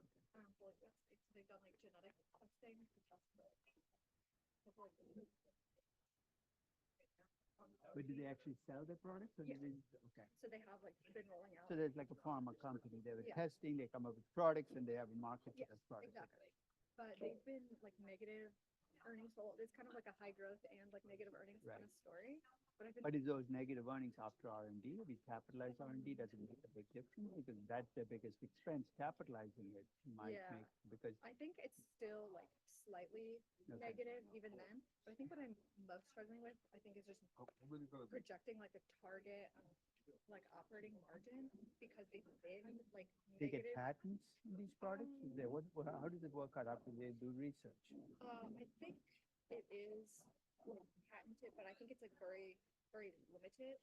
And also from my understanding of the market is a lot of the tests might be like very similar, where it's like you're testing for you're screening for the same kind of like Basically, the company with low competitive Whole advantage is spending a yeah. lot of money churning out Yeah. products that really are not differentiated Yeah, that much. probably. Already you can see the core story yeah. is not a great one, and Right. it's going to play out as lower margins Mhm. because you don't have protection, and it's basically very slight. I mean, it's more a cosmetics company, Yeah. right? So when you say I have a better face wash, then what? Yeah. Right? What exactly does it Exactly. do to people's faces? It's not like you can make old people young Right. again. So there the margins are going to be constrained by brand Okay. name, right? So Okay. how much do people buy for brand Got it. name? If you don't have a brand name advantage, your margins are going to very quickly shrink to be single digits, low double digit margins. It's not going to be the type of margins you see in a pharma company, blockbuster drug. For sure. So that's going to be the story. Okay. Do they sell in retail? So what do they sell? Is it So like prescription? I think it's like tests that will occur. So like if you go, for instance, I guess maybe if you get like your blood drawn for Right. like a screening at like a Okay. screening center, like they sell the test to the Okay. Maybe talk to somebody who works at screening and just get a sense of, why this test as opposed to this one. Is there enough of an advantage? for Because people to pick up. exactly, because that's what's going to allow you to frame the story. Is that person says, no, these tests are so much better than everybody Right. else. It's going to give you a very different story of, hey, picking 4 different tests. We pick the cheapest ones. Right. That's a commoditized business. It's not great for long-term margins if it's commoditized. So No, I don't know enough about the customer base. And here the customer base is obviously business to business Yeah. because there are other businesses buying it. You need at least to get a sense of, Okay. so we can't talk to somebody, look online Yeah. what businesses say about the product. I can and take definitely it to try to look, I know we have like access to Tigas interviews. You know, I was so That's actually a excited. really good idea to look at maybe also some of the competitors to see like how You do, could look at things like Yeah. Glassdoor. What do Yeah. because this is a human capital business, right? What do employees like?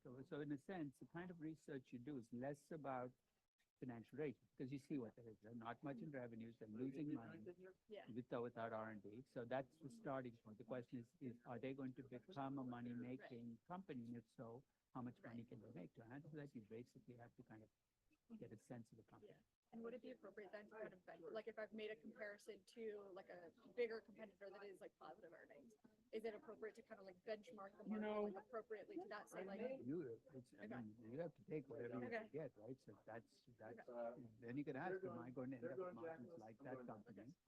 Or is my margin going to be high? Maybe I'm in a niche business. Maybe so it depends. You can cut both ways. But it's a good starting point. It doesn't have to be the ending point.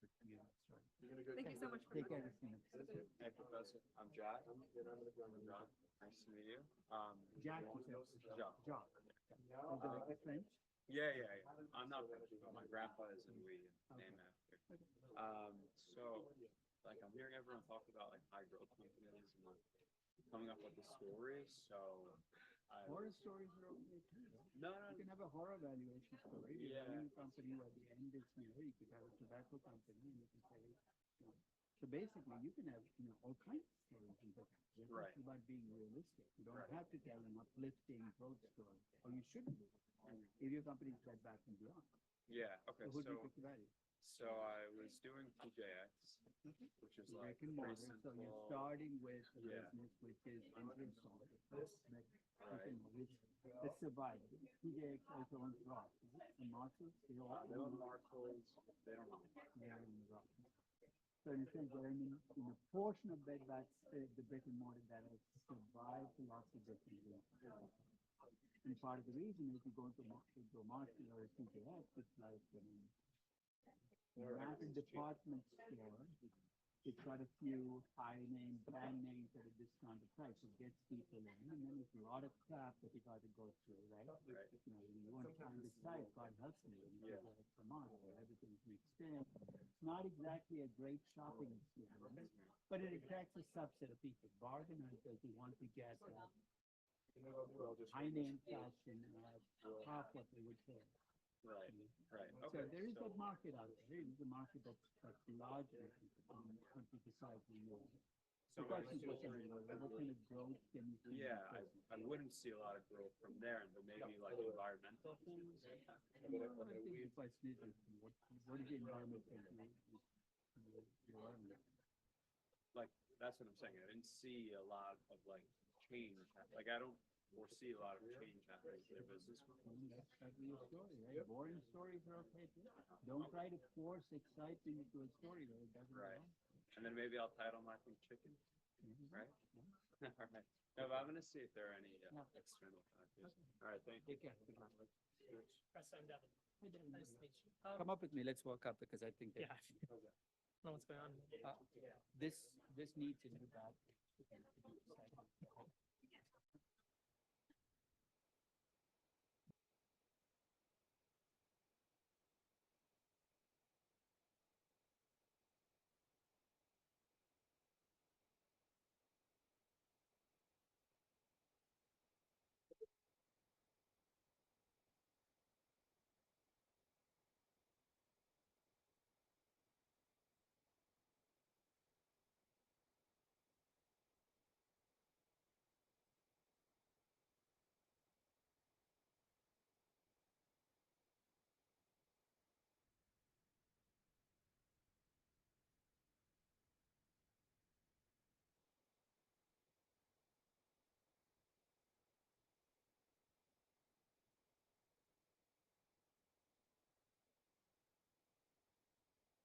Thank you for taking initiative.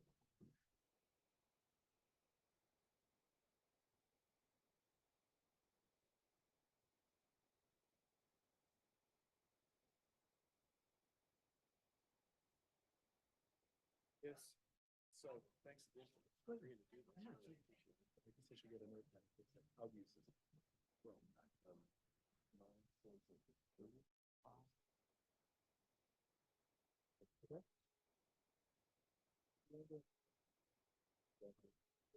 So that here? Yes. Yes. Jeff, yeah. What's the first one? And Jeff, This is a collection of best student papers at the end of the semester. Is it right? Yeah. Oh, how great. And so we've got 650 students. That'd be great. They're like the 10 best out of 650. Yeah. So these. They're freshmen. So second semester. Oh, and it's just close to the ground. Okay.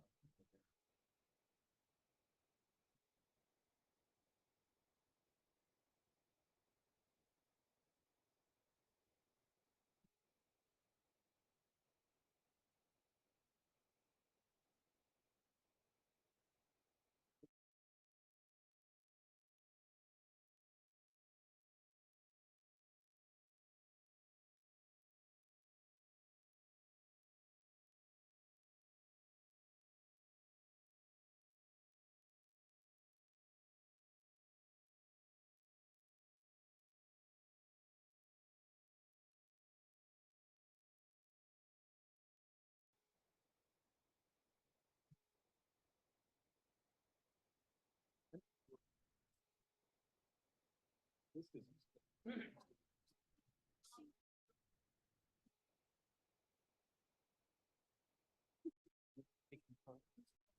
Just like going. You mind? Did they respond? Did they get it? Yes. It's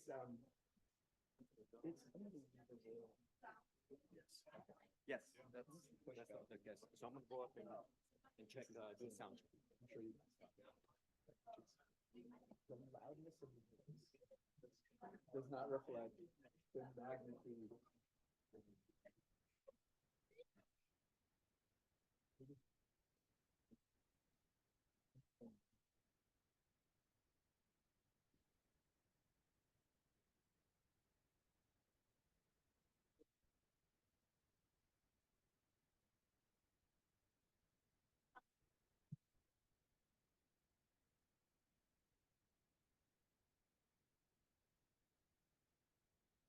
There. I got it. Oh, you got me. I'll just write home that. We can just put it to if you don't mind. Yeah, that's good. That works. And then I'll just. Yeah, that's. It's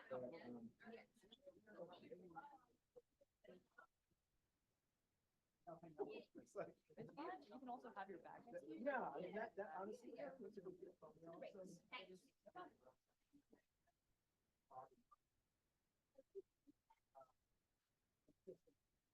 Yeah, exactly. Repetition. Exactly.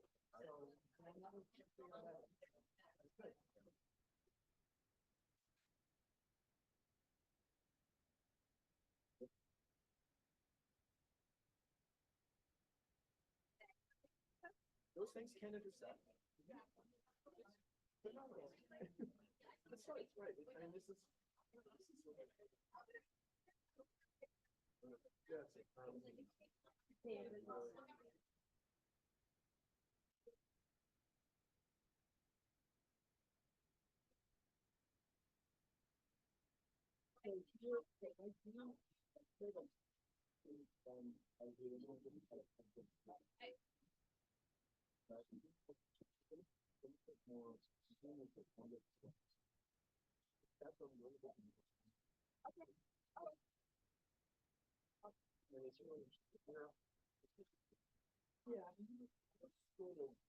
And also,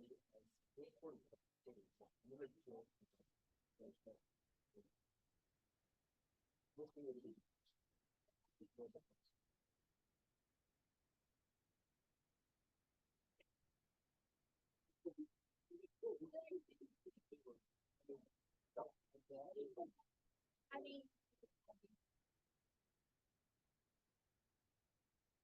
how much of it is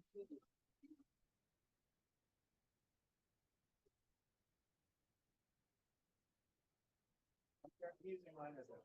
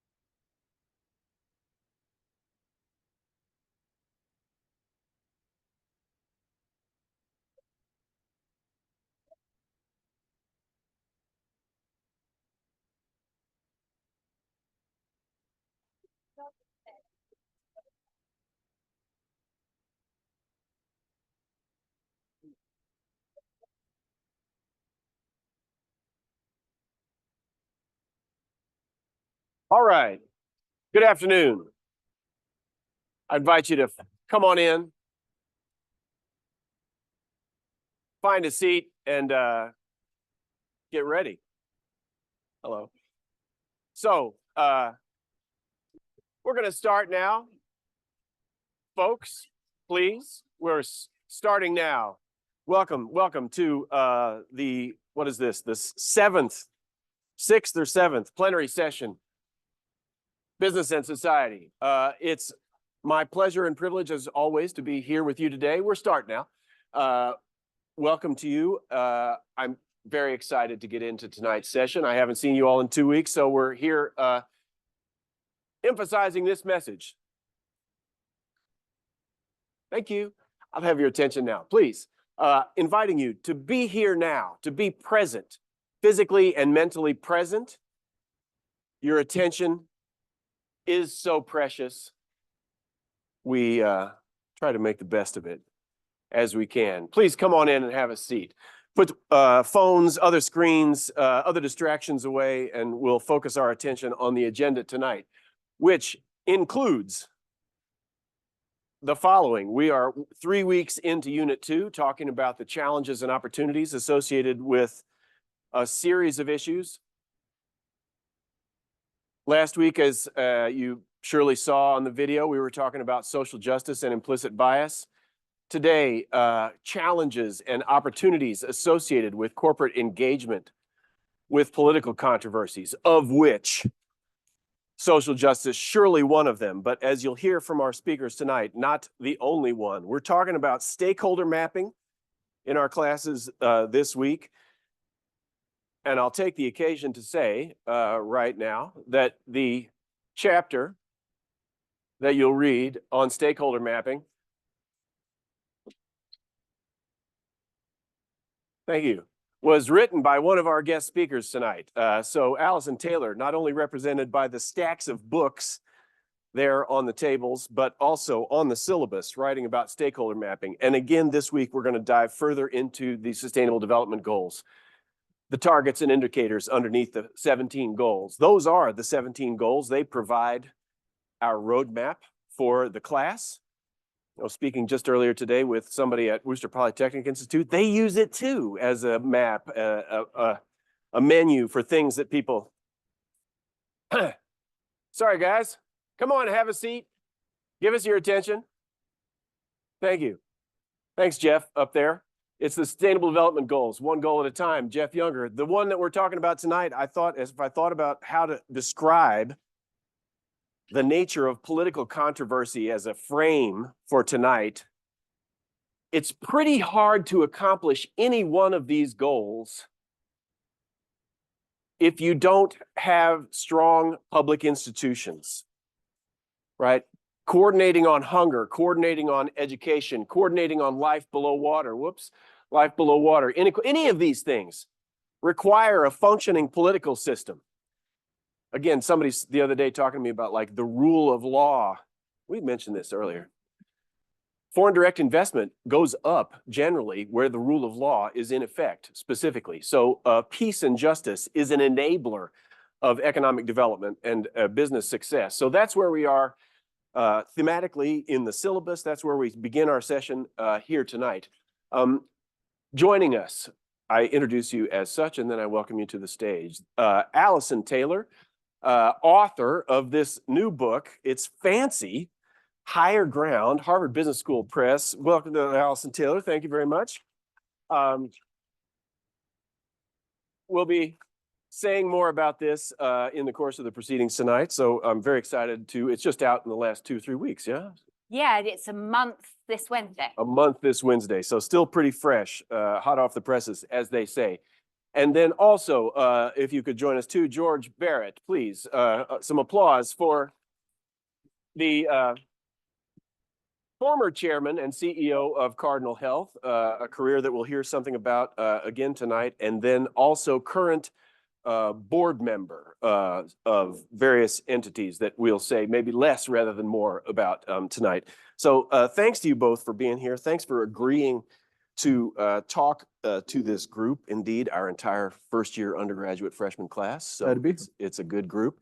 And half of them are not here. Half of them are watching online. Not everybody fits in the auditorium. So there's the simulcast happening in parallel. But as we settle into it, just to sort of start to say political controversy at the level of the syllabus, at the level of climate change, at the level of social justice. We've got artificial intelligence next week. Those are our 4 topics for this unit. It's a big issue that, as I suggest, frames what's possible for businesses to do, for better or for worse. But it should be said, and we've said it various times, I think, in this hall in the past weeks, I think we're living in the most politically polarized time in the history of the United States. Allison, this is something that you've been working on, at least partly with ethical systems and other contexts for the last many years. Could you just start by sort of sketching like the history of political polarization as it frames the moment that we're in now? Sure. So this will be pretty quick, but I think, back in the 50s and 60s, there wasn't that much difference between the Republicans and Democrats. And in fact, this was perceived to be a real problem in that there wasn't the kind of variety, there wasn't the choice of people to vote for. Now it does seem like there's a difference, even if we don't like the choices any better. But then also there was a lot more kind of centrism. There was a lot less debate on the right way forward. And now obviously there's enormous debate on the right way forward. The biggest and maybe most striking and revealing trend of the last several decades is the rise of what we might call affective polarization. So that's affective with an A.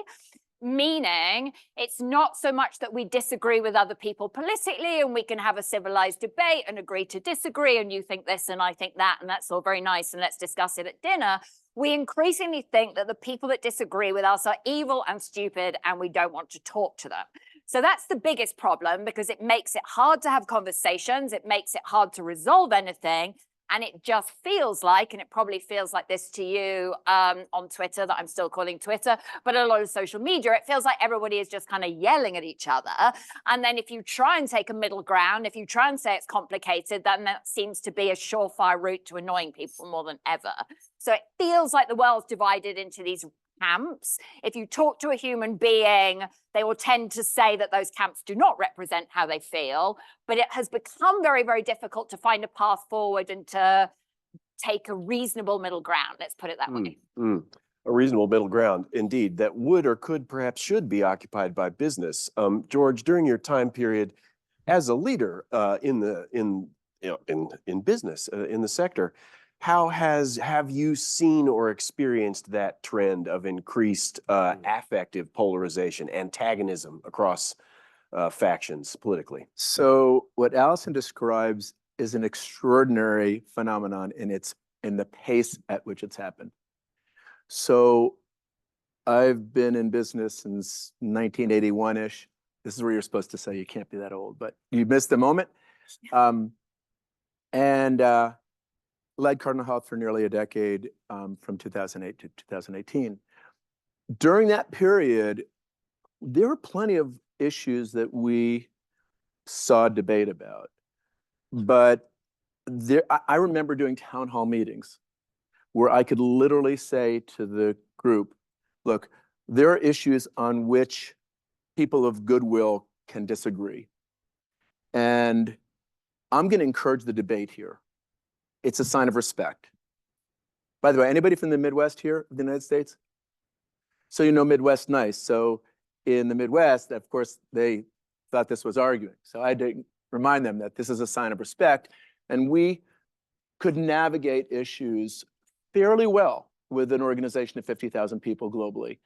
In that environment, it started to become, and Allison, you can tell me if I'm wrong, I would say towards the mid-teens, it started to become particularly difficult.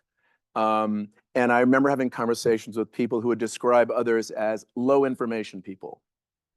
And I used to say to them, well, they may be different information people. They're getting fed different information than you are, and their point of view is that.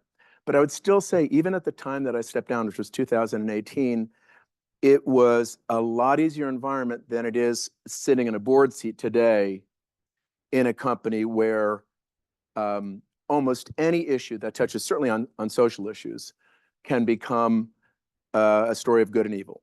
It is not easy for us to be able to say, you and I disagree, we're going to have this debate, and we're going to see if we can change one another's minds. I just have to add one other piece of the impact on political things. I grew up in an environment in which, I'm from healthcare world. Two of the most important healthcare leaders on the Hill were Ted Kennedy, well-known liberal, Orrin Hatch, well-known conservative during those periods. They were frequently involved in conversations at the same time disagreeing on policy. That act today would be considered an act of betrayal of your team, of your tribe. So thinking about the context in which you would encourage people to engage in debate as a matter of respect, and now finding ourselves where we're just on Twitter X screaming at each other, part of the assumption, I think, in this course is a course called Business and Society, business and its relationship to other societal institutions, government, civil society, et cetera. The idea that these trends are not going to go away anytime soon. So if you want someday to lead in the sector as a business person, you better get started sooner rather than later practicing engaging in dialogue and debate about these things. So I'm going to do with you, Allison, we've got a colleague calls it name the elephant, tame the elephant. What are the brightest white hot flashpoints in terms of political controversy that you see in the corporate sector today, businesses struggling to respond to stakeholders and deal with appropriately? I mean, I think there's an endless list, but we can think about some of the most obvious are climate change. You know, what should the corporate sector do? What are the limits of that? How does government policy affect that? I would say, diversity, equity, inclusion issues, what companies should do internally, but then also how they should affect the external environment, the education system, the healthcare system, the justice system. So that's a whole other set of topics. Immigration, reproductive rights, racism, gun control, whether you should pull out of Russia, what you should be doing about Israel and Hamas, whether you should be in China. I think that's a good short list to start, but I mean, really anything is controversial. And then what companies shouldn't be doing on all these topics, each of those questions is controversial. I would probably add gender into that mix as a huge, I mean, the range of subjects that we used to think of as even vaccines is now a social issue. Yeah. Those were considered scientific issues, evidence-based scientific issues. And so what we find ourselves now is an environment in which many issues which seem to be factually or scientifically or based in something that we can validate, those things are now often seen as political issues. Well, George, I'll stick with you for a second, just to sort of put people in context and say, okay, we could just poll the room on any of these: climate, social justice, immigration, reproductive rights, Israel, Russia, China, et cetera, generate a range of possible opinions.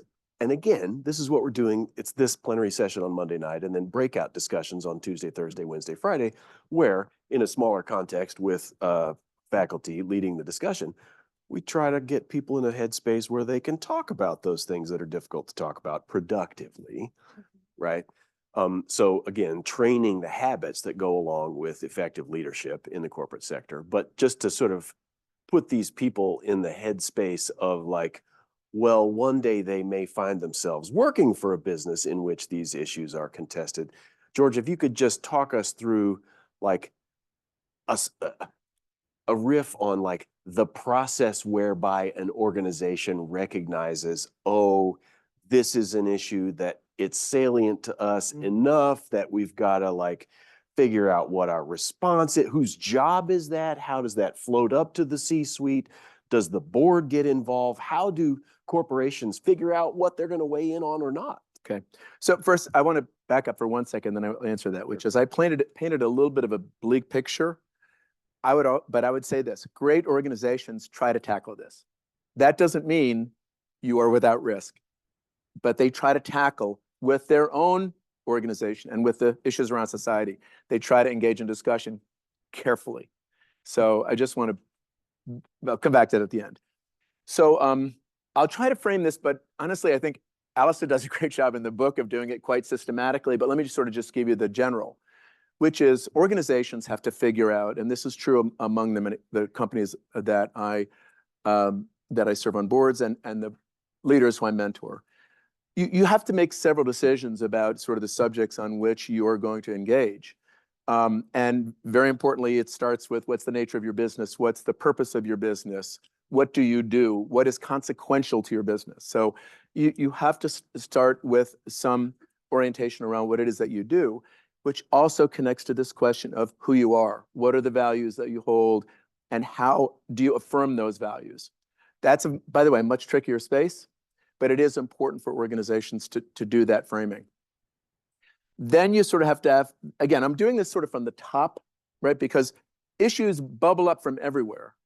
They bubble up from any number of stakeholders. And often, if you have a big enough organization, from your base of people. So you have to decide what is consequential, what touches on the nature of your business and the nature of your culture, what's critical in your culture. And then you have to make a decision a little bit about whether or not you have a right to play, as I like to say, which is, do you have expertise, relevance, even scale sometimes to take the issue on and bring your voice to it? Because what we've seen in a number of cases is organizations step out on something that feels important, and it may be very important, but actually they don't really have what I call, as I said, the right to play. They don't have significant expertise, relevance in the area. And that can sort of lead you into troubled waters. So in a number of organizations that I work with, we actually have committees that do some of this framing of the landscape and mapping. That has a committee at the most senior level of the organization, and very frequently, not frequently, almost certainly the board will have certain committees that address some of these kinds of issues. Now, one of the tricky parts is that historically the committees of boards, typically you had an audit committee, and you had a nominating and governance committee, and you had a human resource committee. These were sort of classic, old school kinds of structures. What we're seeing today is that the subjects that come up cross these areas. They're not sort of one-dimensional. And so what we now have is a mechanism in a number of companies where we can sort of bring multiple committees together to talk about an issue, to surface this, and to assess whether or not it's one in which we feel like we should be taking a position. Then you have to make a decision. If you're going to take a position, are you going to take a position alone or with others? That matters. You have to make a decision whether you're going to be an early mover on the matter, or are you going to sort of wait to see how the landscape plays out and then weigh in at a later time. So all of these require a lot of nuance. It's very helpful to have a governing structure that looks at this broadly and is able to, as these issues bubble up, to start to frame a kind of mapping on which issues we're likely to engage. Allison, I'm going to ask you in a moment just to sort of talk about where this has not happened, as George had, like flame out level failures. But George, just because you're talking at the level of governance and board oversight, I think that's the first time in this class where that issue has kind of come up.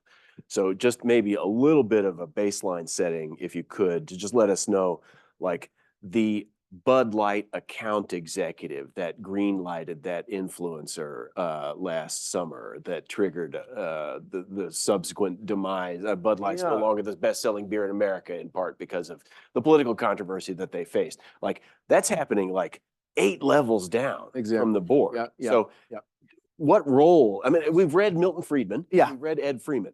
So if the board's job is to make sure that we're going to maximize long-range risk-adjusted returns for shareholders, how do you work? You got a huge organization. People are doing and saying stuff all over the place. This is I'm going to say a bit of a new issue for boards. If I go back to when I started in my role as a CEO, one of the things that boards take very seriously is their responsibility for governance, but the separation between what they do in governing and the management team. And that line is a very important line for organizations to navigate. Having said that, decisions that can be made deep in an organization, 7 levels away from the C-suite and then another level away from the board of directors, can have significant implications for the firm. And I think what's happening now is that most serious organizations are beginning to try to find the kinds of issues that pose potential risks early on and see if they can surface those. And so I think companies are sort of struggling with how to do this, how to create a kind of oversight from the board without doing the management's job.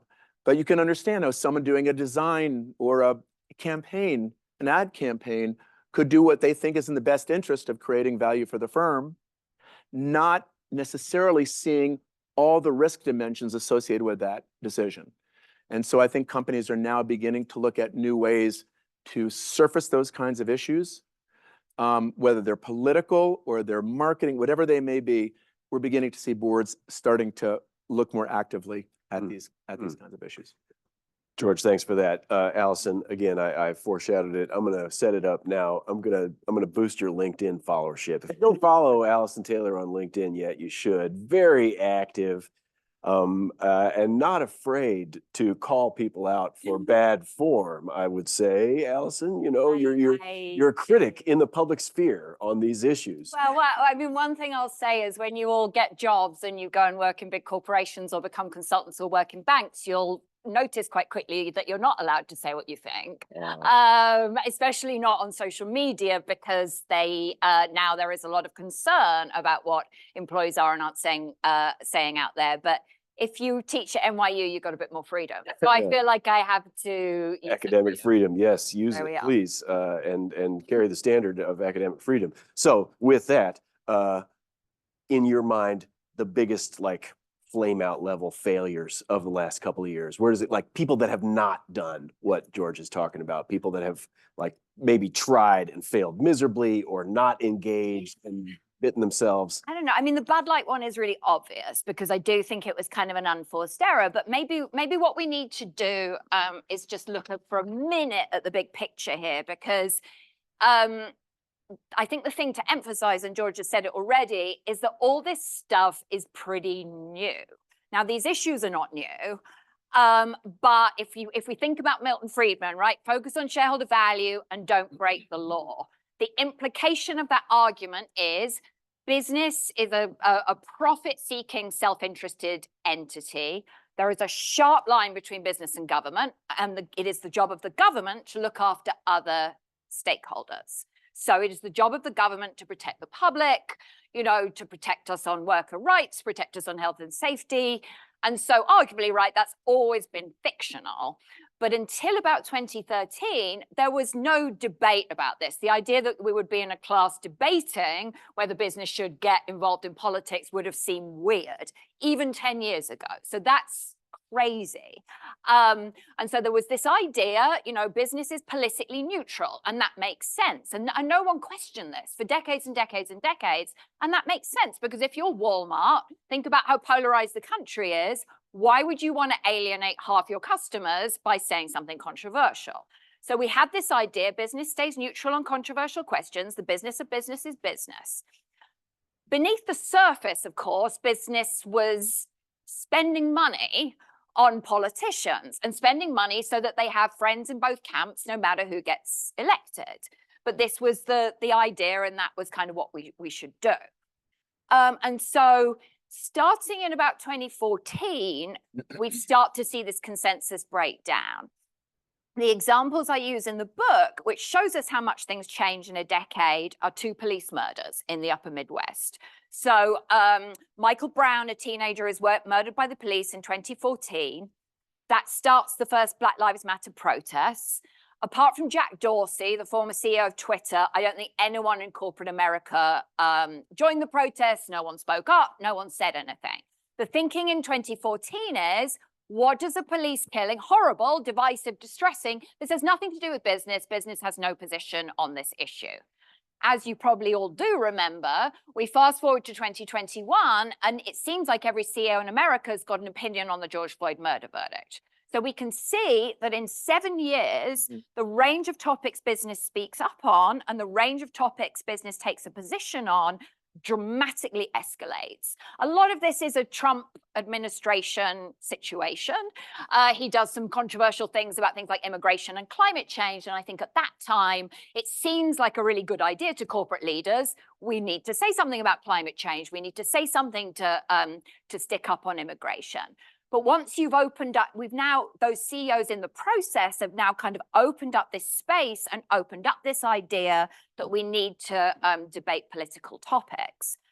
The way a lot of the conversation has evolved in the media is exactly as you're asking, like, when should a business choose to speak up? What should a business take a position on?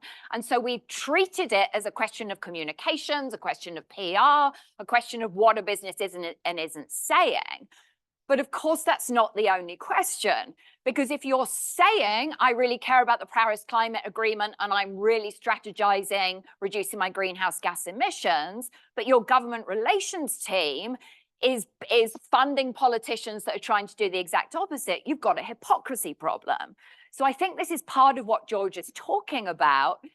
You've got to have your ducks in a row internally. And a lot of what happened with Bud Light is, Bud Light did not get clear on what its values were on these particular issues. So somebody in the marketing or advertising team thought this would be a great campaign. It blew up for fairly predictable reasons. But rather than the senior leadership team saying, we've got these values and we support transgender people, and so we're going to just steer into the skid and double down and ride this out, they were like, oh, sorry, I think we'll fire the person. And then they looked totally stupid and like total hypocrites.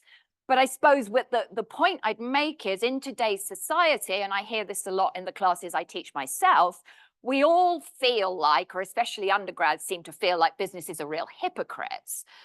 But the point I want to make to you is a business isn't a person. So you look like a hypocrite just because you haven't aligned across your communications, HR, risk, senior leadership, strategy, and so on. You look like a hypocrite because you've got mixed messaging. And you might just have mixed messaging because internally it's chaos and you haven't got these governance structures to think about these things.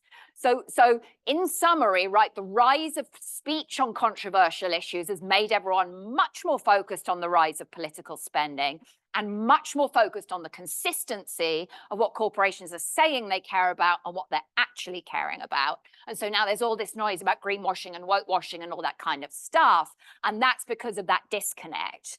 But the thing, I mean, you likely don't remember, you know, when it was not like this.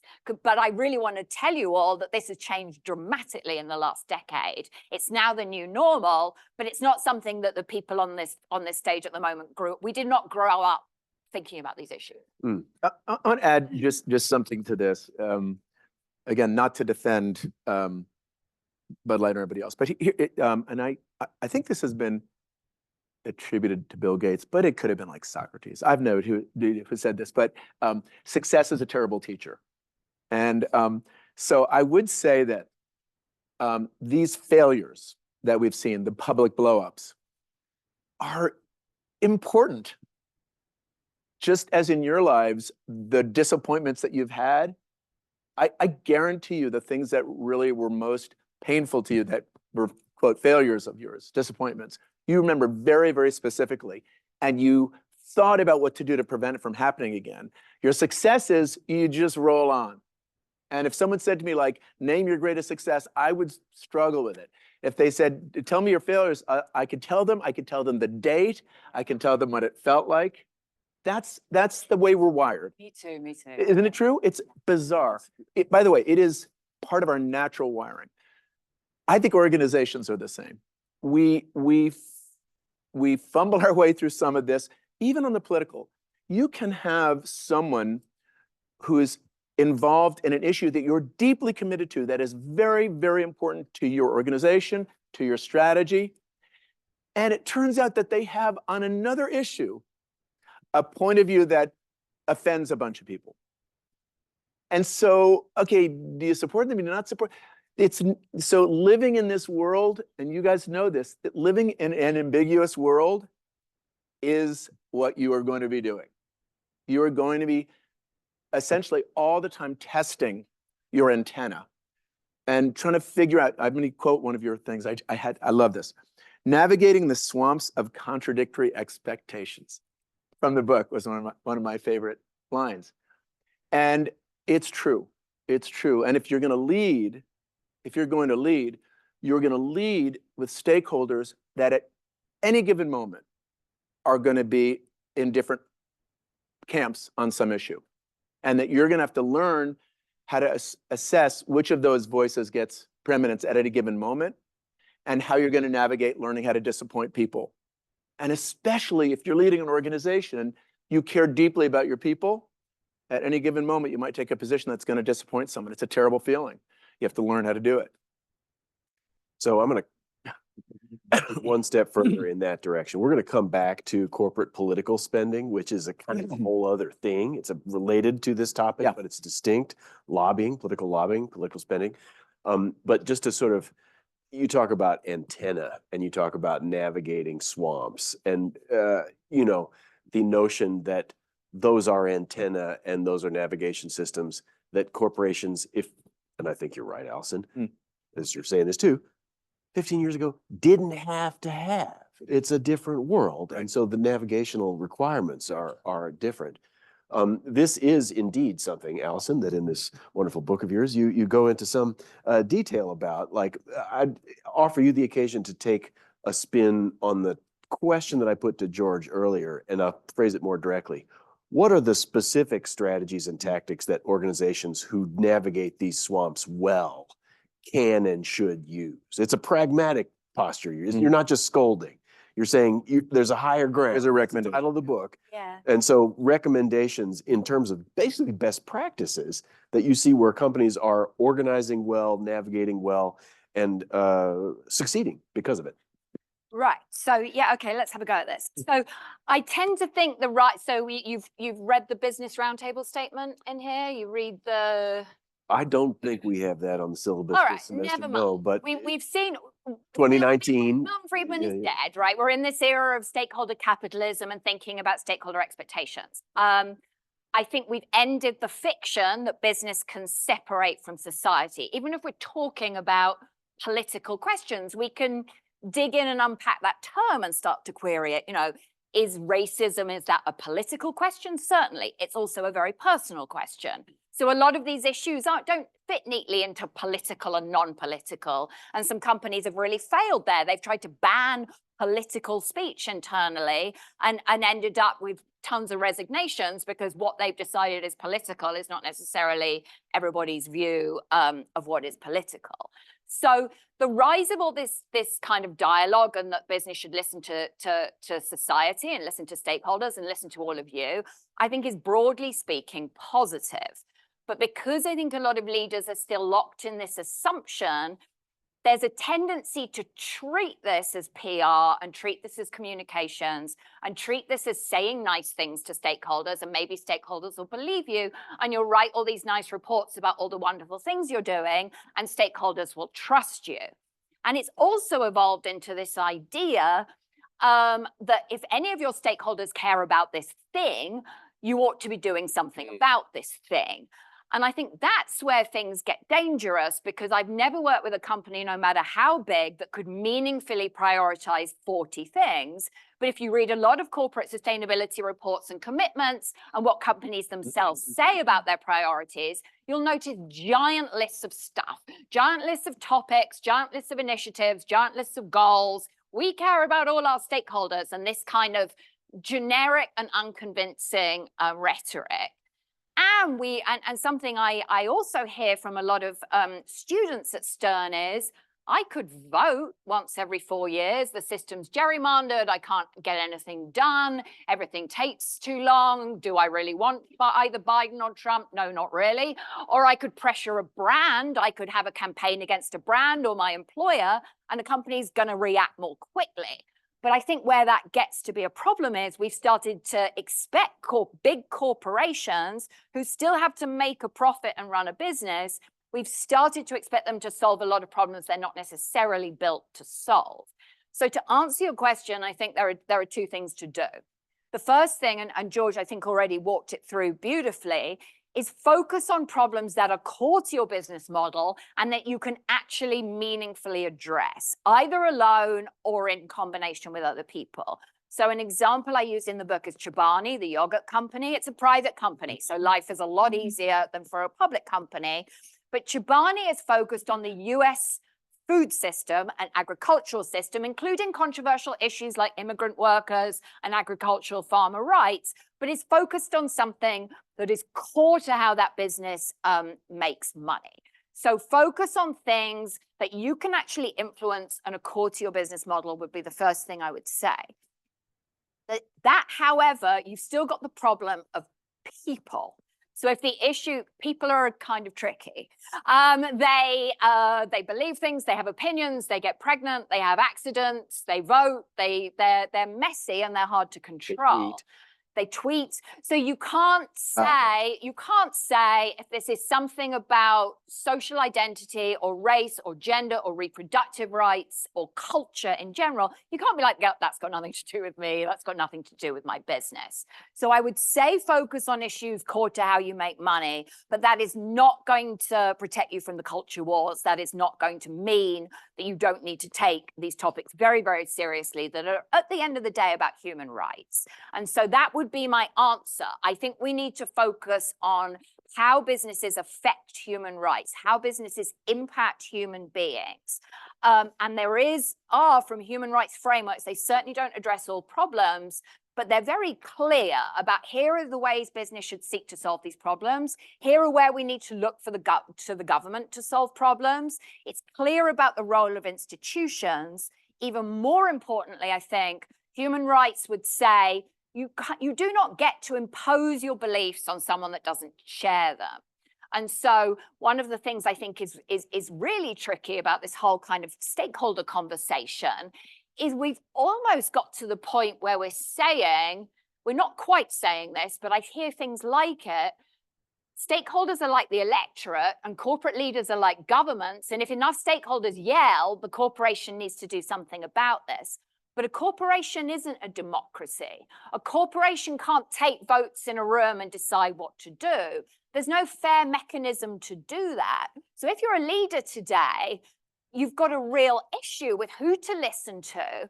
And I think it often results in leaders listening to whoever's yelling the loudest and not what's best for either society or the company. George, shouldn't the squeaky wheel get the grease? Exactly. First of all, I just want to, you were talking about tweeting. Is the verb now to X? What's the verb? I don't know. No one I wants don't- to. Does anybody know? I don't do that. Checking. Tweeting. Yeah, Tweeting still? tweeting. Yeah, so we live in a world in which anyone can have a platform, right? I mean, you can amplify your voice in all kinds of ways. And so many of us grew up in an environment in which the amplified voices were institutions of some form, right? So it was government, it was customer groups, it was regulators. And so our systems were built around those naturally amplified voices in the stakeholder communities that we had. We always had lots of stakeholders. They just didn't have as loud a voice. And so what we have today is an environment in which basically any stakeholder can have a big voice. And that makes it challenging for organizations to know when to not listen to the loudest voice necessarily. And to listen to the voices that, again, come back to these core issues. I want to just touch on one other issue that makes this complicated, which is sort of cultural norms. And if you're a global company, that can be tricky turf. What may be a cultural norm in the upper Midwest of the United States could look very different in Vietnam, could look very different in India or Uganda. And so it's very tempting to also to impose our sense of what is the norm. And I've fallen into the trap, and my leadership team has, and you just have to have an environment. And this is something that, again, Alison talks a lot about culture in her book, and I know that you guys in your coursework are going to talk a lot about culture, but you cannot separate culture and ethical behavior. Like, these things are inextricably connected. And so this is where it gets murky as you're looking at sort of the global landscape. Well, I'm going to take that lead, George, and just acknowledge again. I think, looking at my colleagues, you in the audience probably know this better than I do. I think it's like 30% of Stern's first year class is from some other country, like international students who came to New York to go to school. So the level of awareness in the room of things are different in other places is really high. Right. One of the challenges of this course in general, talking about business as it relates to society, is its kind of US centrism. That's basically, if you're charging me with that, you're basically right. We're doing that. So making a choice. We can't teach everything everywhere all at once, but so let's root down. You're here in New York now, so understand it or try. But the acknowledgement that culture, like anthropologically level culture, people, culture is different other places. So too, the systems of government different in other, so political culture, and therefore also the relationship between the private sector and political systems and political culture also different. So just to acknowledge that that's out there. Alison, again, you when you presented your book to our faculty meeting, whatever that was last fall at some point, I kind of asked you this question, like the lessons that are in this book. to what extent do you think they apply or not around the globe? It's a softball to you. I don't know where you're going to go with this. I mean, the nature of these contestations in our political culture, our social culture now, it is different around the world, though the algorithms have polarized electorates in different countries too. Yeah. So that's there. So I would say a few things. I think the topic of corporations speaking up and then employees really getting together to push leaders to speak up is really, really extreme in the US, but it does tend to have knock-on effects in other countries.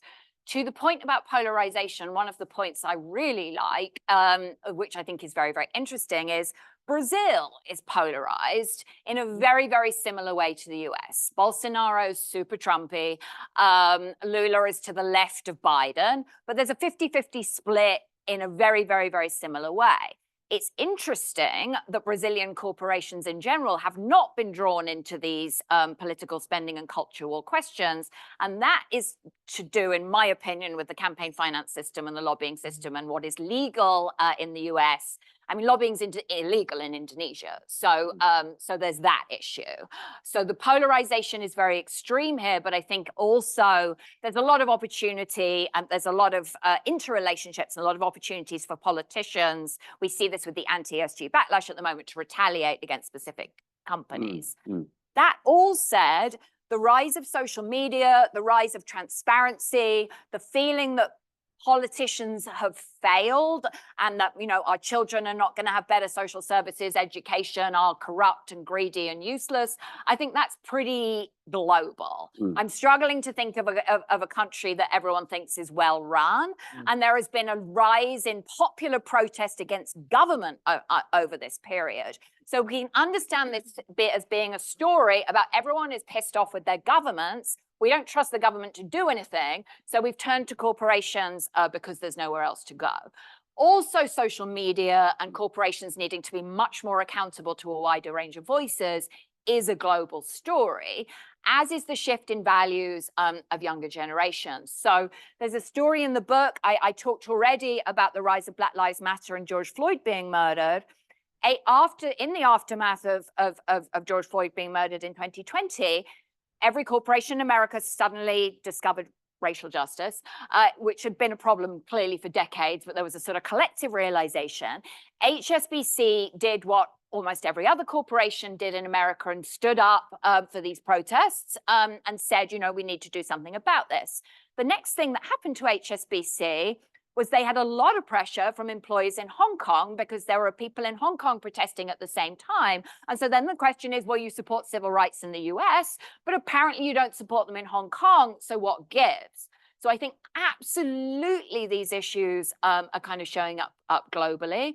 We can also think of the way that people with non-heterosexual sexualities are treated in countries like Saudi Arabia or Uganda, and then what companies need to do, who mainly for very good reasons want to speak up for these issues, but are they putting people physically at risk? So there are these real issues with kind of voice and process and procedure and how companies interact with the political system. So I would say, in short summary, particularly extreme in the US because of particular pathologies we've got, but certainly resonates everywhere. Yeah. It occurs to me when listening to you now, Allison, that another piece of the kind of recent 10 or 15 years on this topic that we haven't yet spoken about is Citizens United. Now was that 2012, Citizens United? 12 or 13, Well, yeah. Right, so the idea that the Supreme Court decision was to honor the status of corporations as effectively individuals with a right to free speech, right? So you can put money in political action committees in favor of things that benefit the firm. Obviously wouldn't do that if it wouldn't benefit them, but it raises the question in my mind, did the corporations kind of paint themselves into a corner in that respect? Like that was a victory for like political spending in a sense, but then that draws them into a fight that maybe they shouldn't have been drawn into. I don't know, George, you were a CEO at the time. That's a good question. I'm sort of the view that there was always an attempt to influence, even before Citizens United, just done differently. Yeah. So yes, I have no question that Citizens United was sort of open a floodgate. Yeah. But I think there's plenty of data to suggest that power was trying to influence policy. And I'm going to call it power, not just corporations, by the way. Unions, I mean, there was lots of sources of power trying to Philanthropy, yeah. trying to influence. I mean, I think we need to, it's always been a fiction that we've got business over here and politics over there. That's not true anywhere. It was a nice fiction that we stuck with for a long time with Milton Friedman for many decades. It's never been true, but now it's really not true. Yeah, I wanted something you said earlier. I want to just touch on. Again, this is the defensive CEO. Okay. And it's by the way, it's one of the seductions of leadership. I can come back to that afterwards. But I think I'm going to say roughly 100 million people that work for big corporations in the United States, somewhere in that range. Does that sound about right? Most of them, they identify with their companies. Like I was extremely proud of walking around any one of our facilities, knowing that was part of my family. It's the way I felt. So when people look to you to defend them, to speak for them, I think it's, in a way, it's sort of a cool thing, which is that we have some belief. So this is, again, the positive. I think that I wanted people to believe in us, that we had their interest at stake, and that we were serious about our protestations on our values. That also creates a certain pressure to sort of live up to that. And I think it's also tempting to sort of then jump in, and there are times we have to resist that call.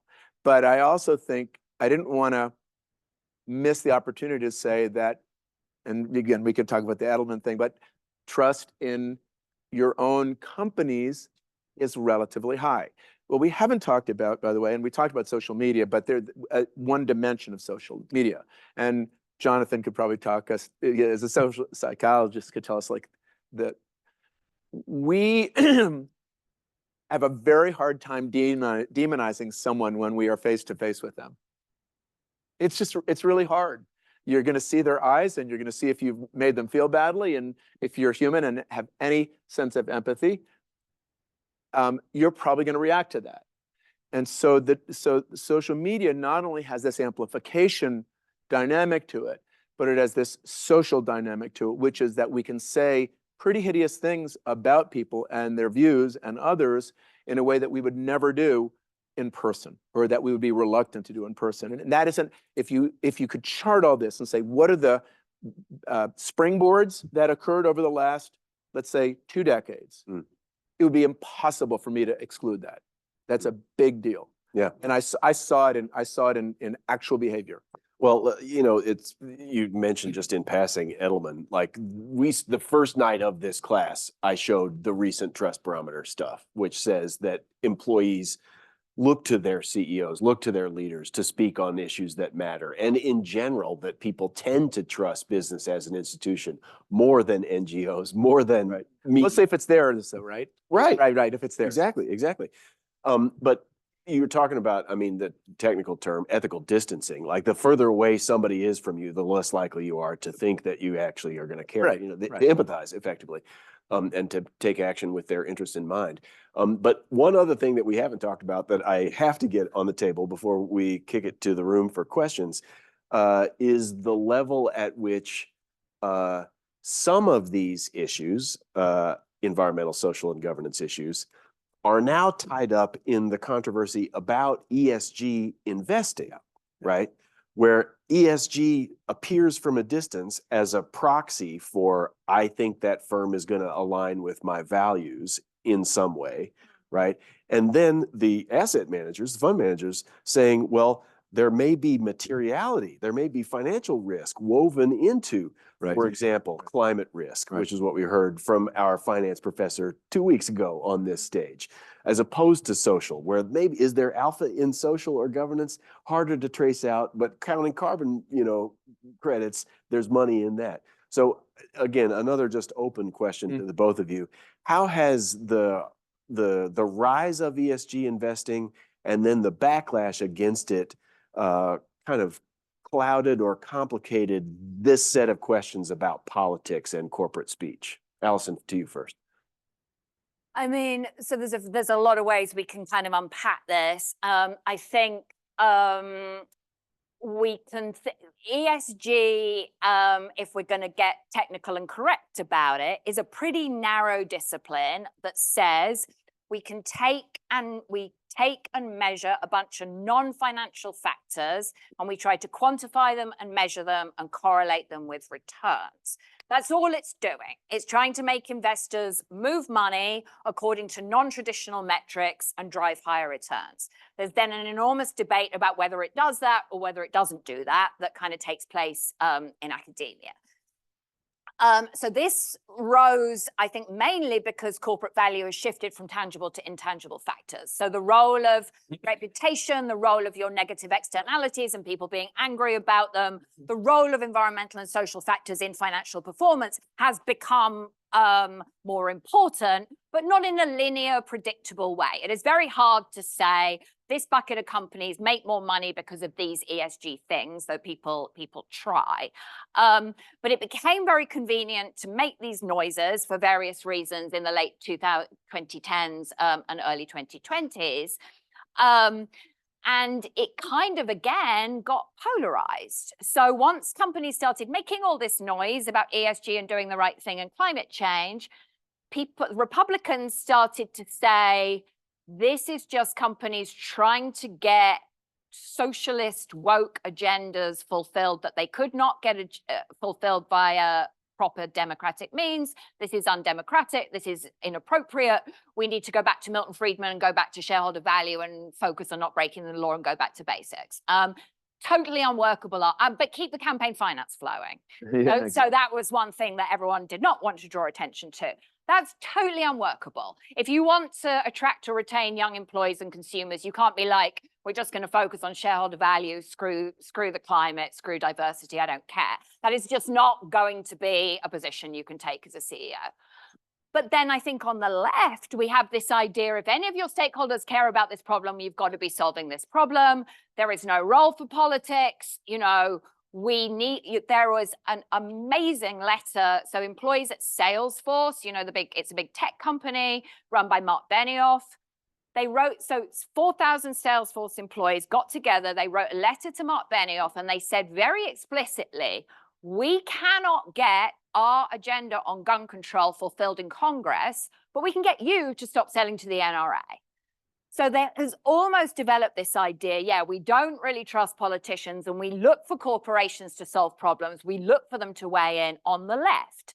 So both, whether you're on the right or the left, so the right's pushing corporations to spend more and more and more on politics but stop talking. The left would like corporations to keep talking and almost kind of represent and take these positions on things that arguably we ought to leave to the voters. So whether you're on the right or the left, you're yelling at corporations to get more and more embroiled into politics. And arguably what we need is corporations to get out of politics, or at least be much more transparent about their political spending and their intentions. We've got another problem which will not be solved by regulation, which is that most of the problems we need to tackle are global and systemic and enormous. So I'm not suggesting national regulation is going to be enough, but we've got to this position where we don't know what the role of business in society should be. We're sort of having a proxy battle about ESG, but I think the actual conversation, the actual question we need to answer is, what role should business take in society and what should be the limits on that, if anything? Mm. And instead, we're having a sort of a stupid conversation about whether ESG makes money or is political or is woke. George, further thoughts on that complex topic? Yeah, I mean, I've never loved, to be honest, carving out as if it's a separate department, this idea of ESG. I mean, in my view, and I used to say this openly, that we exist at the goodwill of society, basically. And if we violate that, we are not going to exist in some form. Like they won't buy our products, or we won't be able to hire good people. It just, so I never really loved the framing of it that way. But, you know, it evolved and it came, as we all know, there was sort of push from the financial community to frame things in a certain way. And most companies accommodated that. Now we, of course, we have this blowback on it. And I think what most companies are trying to do is to catch their breath, not overreact, and just reframe the issue. And that's what I'm seeing. Thoughtful, poised companies are thinking about this and framing it properly. So climate. If I am dependent on sources of material that are in areas that are going to be underwater, or crops that can no longer grow because they're parched, the land is parched, we have a sustainability problem, right? So if we cannot hire the best people in the world, no matter what they look like, we are at a competitive disadvantage. So I think the best companies and the best strategy, in my view, is to just frame it in the context of like common sense, almost common sense. And in a sense, human rights also, those issues of what are common to all of us as humans.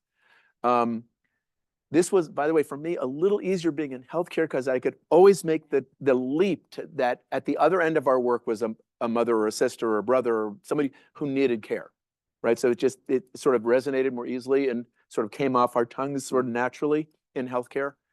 But so that's, I don't know if that helps. Yeah, helps a lot.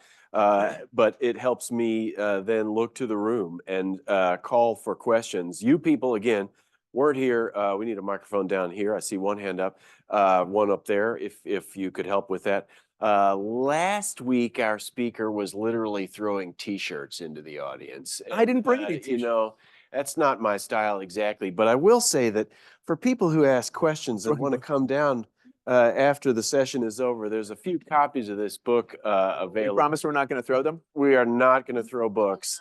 I wouldn't do that. But again, a microphone down here in the front, please.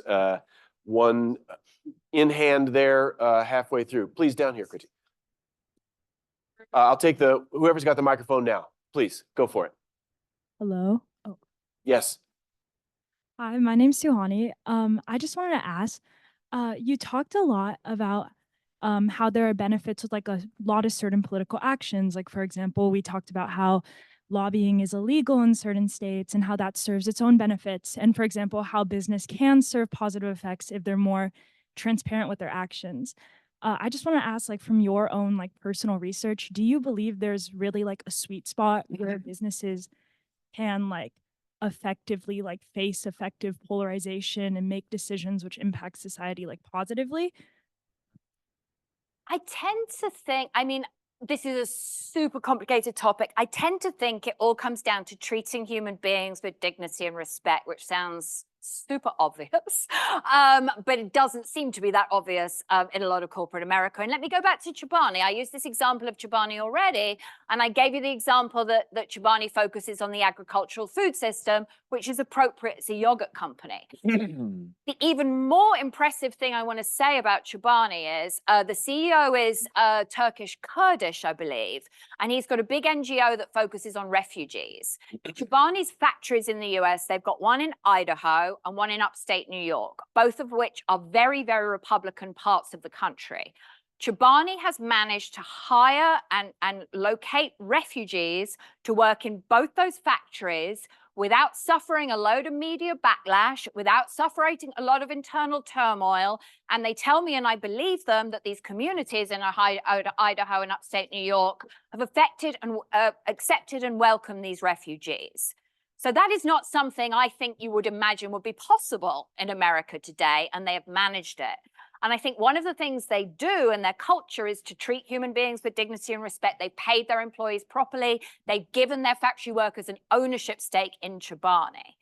So I think that is really interesting and really, really important. I'm also watching very, very closely. My book starts and ends with the discussion of Starbucks and unions.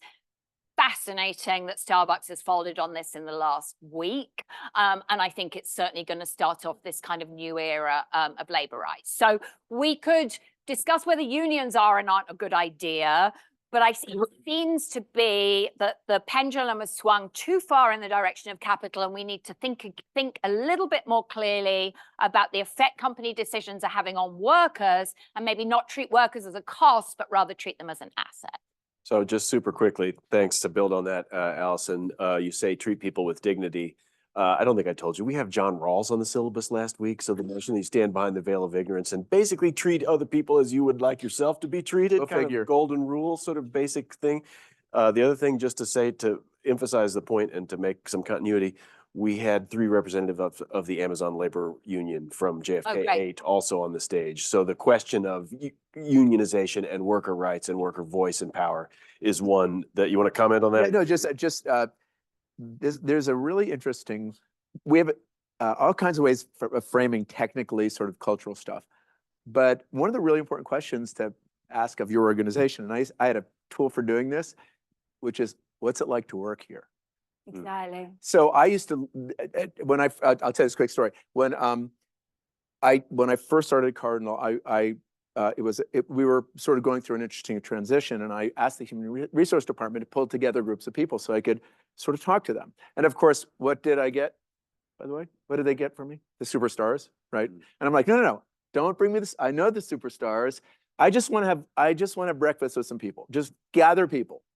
And everybody got nervous. Well, what are you going to do with them? And I said, I just want to talk to them. And basically what I would do, of course, they were terrified for the first half an hour and didn't really want to talk to me. But I basically said, here's what's going to happen. I'm going to spend 10 minutes sort of giving you a quick sense of sort of where we are, how I think, and then I want to hear what it's like to work here. And they're like, what do you mean? I'm like, what's it like to work here? And it was amazing. So I did these, sort of every few months. It was amazing how much information I got just sort of asking the basic question, what's it like to be here? And I got unbelievably candid feedback from it. It was really useful. Anyway. Fascinating. Thank you so much. Please. Thank you. I just had a question for Allison. Because you mentioned in your book that you discussed the reactions to like Michael Brown and George Floyd being murdered from corporations and how Jack Dorsey was the only one to come out in support of like the Michael Brown protests. I was just wondering like how you were comparing the two. If like in the case of like George Floyd, there was an investigation that found Derek Chauvin murdered him. I think like everyone in this room agrees he was murdered. Like for Michael Brown, like the president was black, Barack Obama, his attorney general, Eric Holder, was black. He investigated and found that it was justified. 2 separate district attorneys in St. Louis, one white, one black, investigated the killing and found that it was justified. So like, I'm just asking why you think that corporations should have reacted the same if I'm definitely not making should comments. I wanted to, I don't think that was the reason because corporation, it was not about the verdict and whether the killing was or wasn't justified, because when corporate America spoke out, it was the immediate aftermath of George Floyd's murder. The point I wanted to make is it's an incident we can say is similar, and the reaction was dramatically different. So I'm really wanting to tell a story of how corporate speaking up evolved over a 10-year period, because if you're an undergrad right now, it may not be clear to you that this has not been the case the entire time, because you wouldn't necessarily remember. You were a little kid, So I'm just kind of saying there was this consensus that we don't get involved until about the last decade. I think it's very, very hard to say should or shouldn't. I would not say CEOs should or shouldn't have spoken up. I'm more being descriptive. And I think the point about where it's what it's like to work there, I just want to kind of give you a couple of examples. Back to George Floyd. After George Floyd is murdered, every CEO makes a statement. The next thing that happens is a lot of Black employees form Instagram groups. They certainly do it at Adidas. They certainly do it at Glossier. So companies making a lot of noise about this to undercut that messaging. I know the CEO says they care about this. Here's what it's actually like to work here. So that rise of strategic leaking, I think, is the other thing that's really kind of happening here. And we can use this in an example like climate. So Jeff Bezos, I don't remember what year it was, 2018 or 19, makes a $10 billion big announcement. I'm going to fight climate change. Here's my $10 billion Jeff Bezos climate fund investment. And again, the next thing that happens is thousands of Amazon employees get together and write this public letter. I know Bezos says he cares about climate. He's still providing cloud services for oil and gas firms. He's still doing X, Y, and Z. He's a total hypocrite. So I think the point I want to kind of make is about control of the narrative. In the 20th century, there were just like, I grew up in Britain, you can tell I'm British, 4 TV stations, just a few newspapers. Corporations can control what you see. Now they're forced into this much more interactive relationship with, and then I think young employees in particular, much more willing to take to social media and kind of call out these disconnects and try and hold companies accountable in a new way.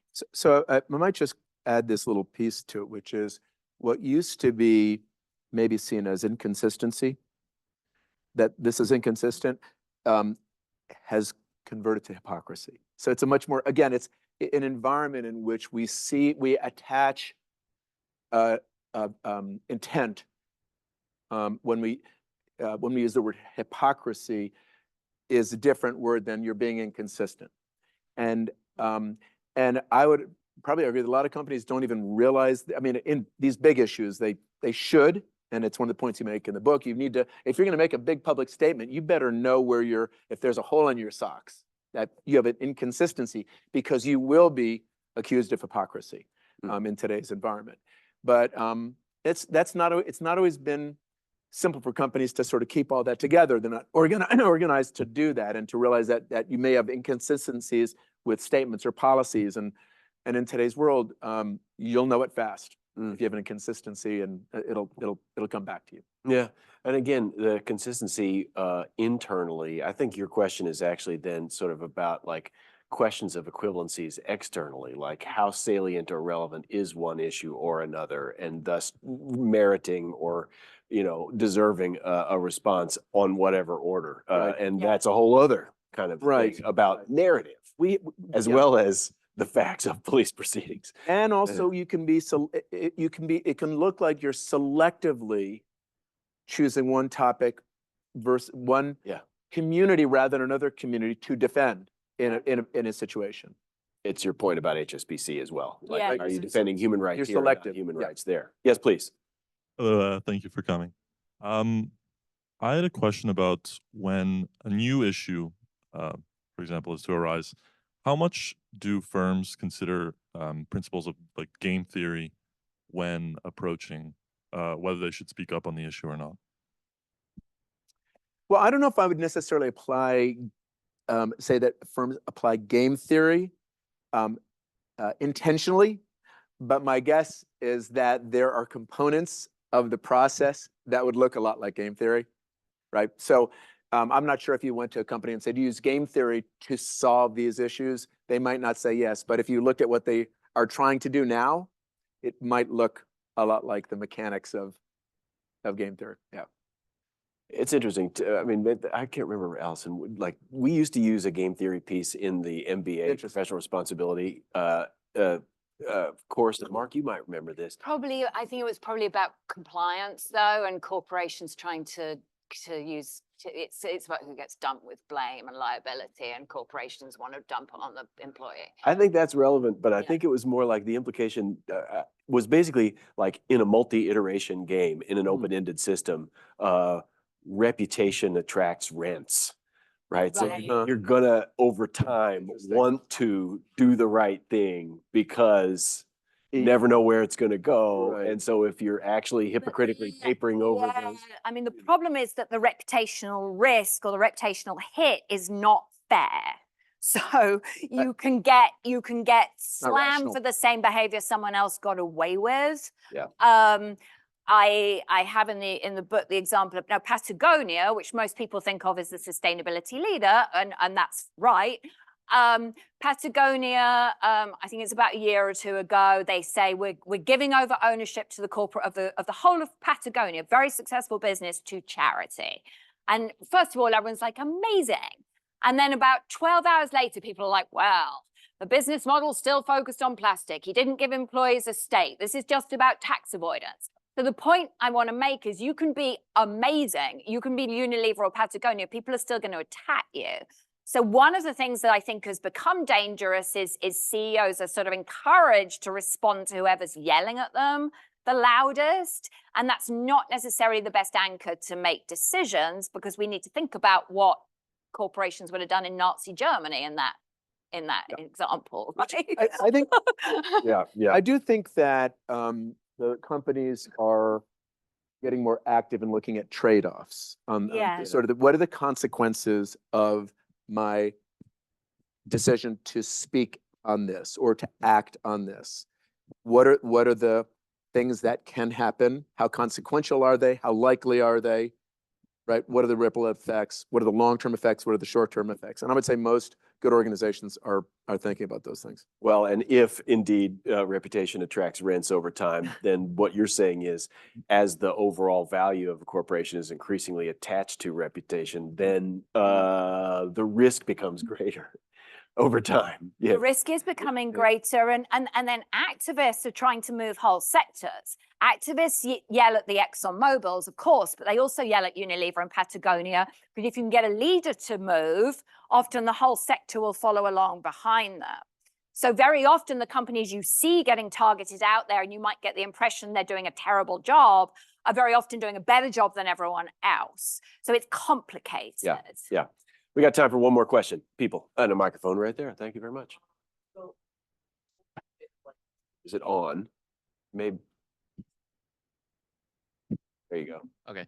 What would you say, like, the use of, like, guys, I guess, like, ignoring activism for companies? Because the example that comes to mind is John Deere, Apple, and the right to repair. Right to repair is like an important issue, but for both those two companies, you don't really see that many, like, that much of in terms of public statements. They just fight in the courts, and they don't really, like, respond to a lot of the comments about the pretty abysmal right to repair for both companies. I mean, it's a very good example of an elephant in a room no one wants to acknowledge. You probably saw the Apple ad about Mother Earth and how wonderful Apple is, and the, climate neutral Apple Watch, whereas arguably, yeah, they would be more environmentally responsible if they provided the right to repair and repaired the products. So I think it's a good example of treating these problems as marketing rather than treating them as questions of underlying impact.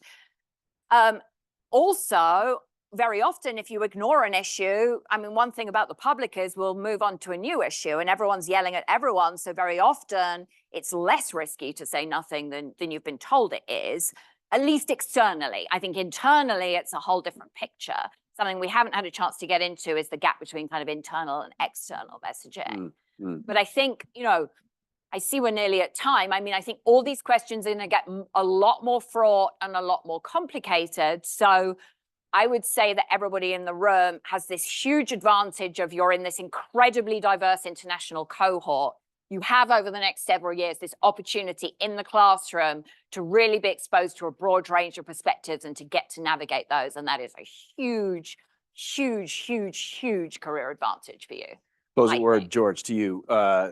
Thinking about these students, how do they develop themselves in these next years at Stern to do what you all are telling them they will need to do? So, advice. So one, I would engage with people who have different views than you do as much as you can. As much as you can. I think occasionally about what would be like, I think about Congress and how it is impossible now for a person in one party to convince someone in another party of something. And I was imagining running a corporation in which no one could ever change anyone's mind. You would literally die in 6 months as an organization. You would literally die. So I would just say, seek out other views. I would also just say, as it relates to sort of career thinking, just like sometimes, two things. One, try things.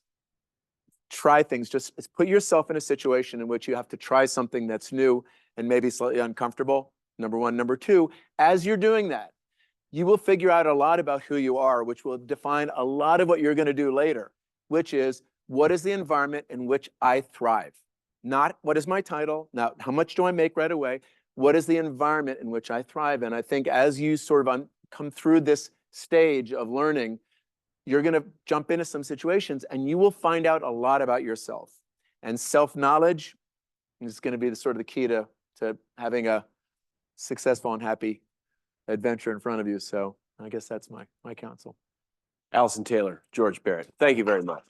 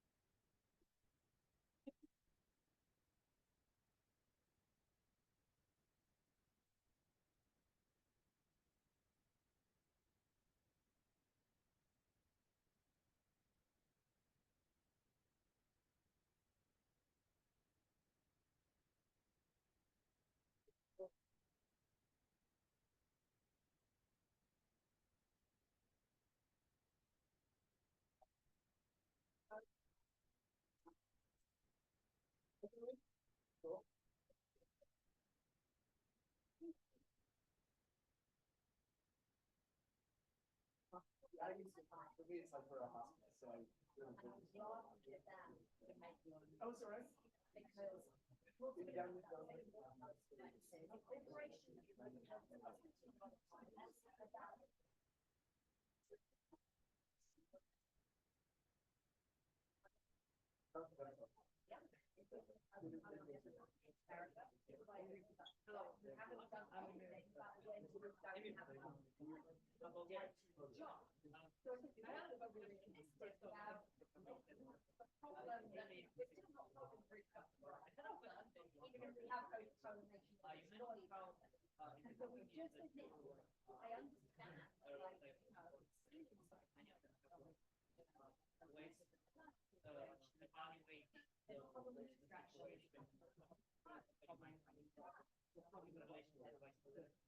start treating them like a liability.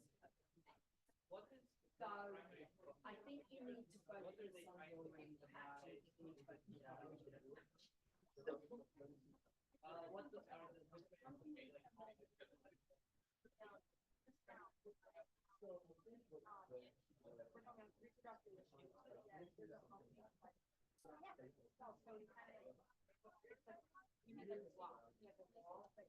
there's no way around it. So I think it creates like actually where is the and it encourages employees to make a lot of money, making a lot of PR to kind of convince you they're doing something when in fact like yeah, so rather than yeah, so what we all need to do is reintegrate process, get involved in certification and get involved in getting and making this kind of event as a real part and make that at least as big a part of our own business operations. Yeah, I like it. I'm sure it's really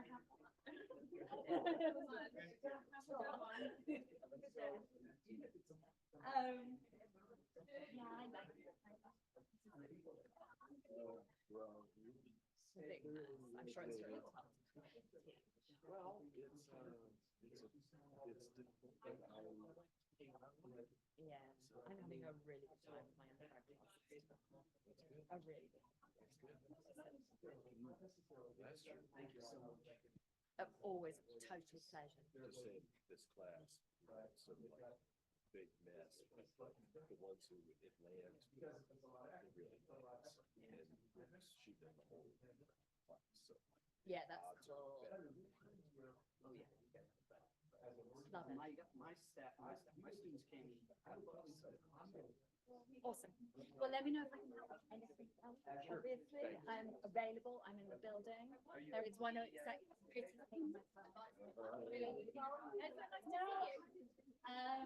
yeah, I'm just let me know.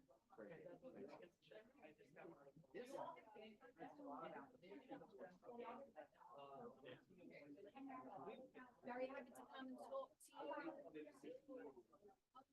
Actually, the book has been this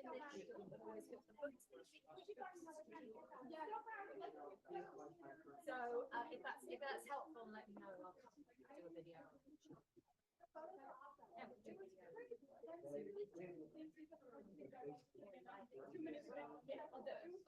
Is this anybody's slides? Is this somebody's slides that are on right now? Looked at that earlier. I think that's the motor before.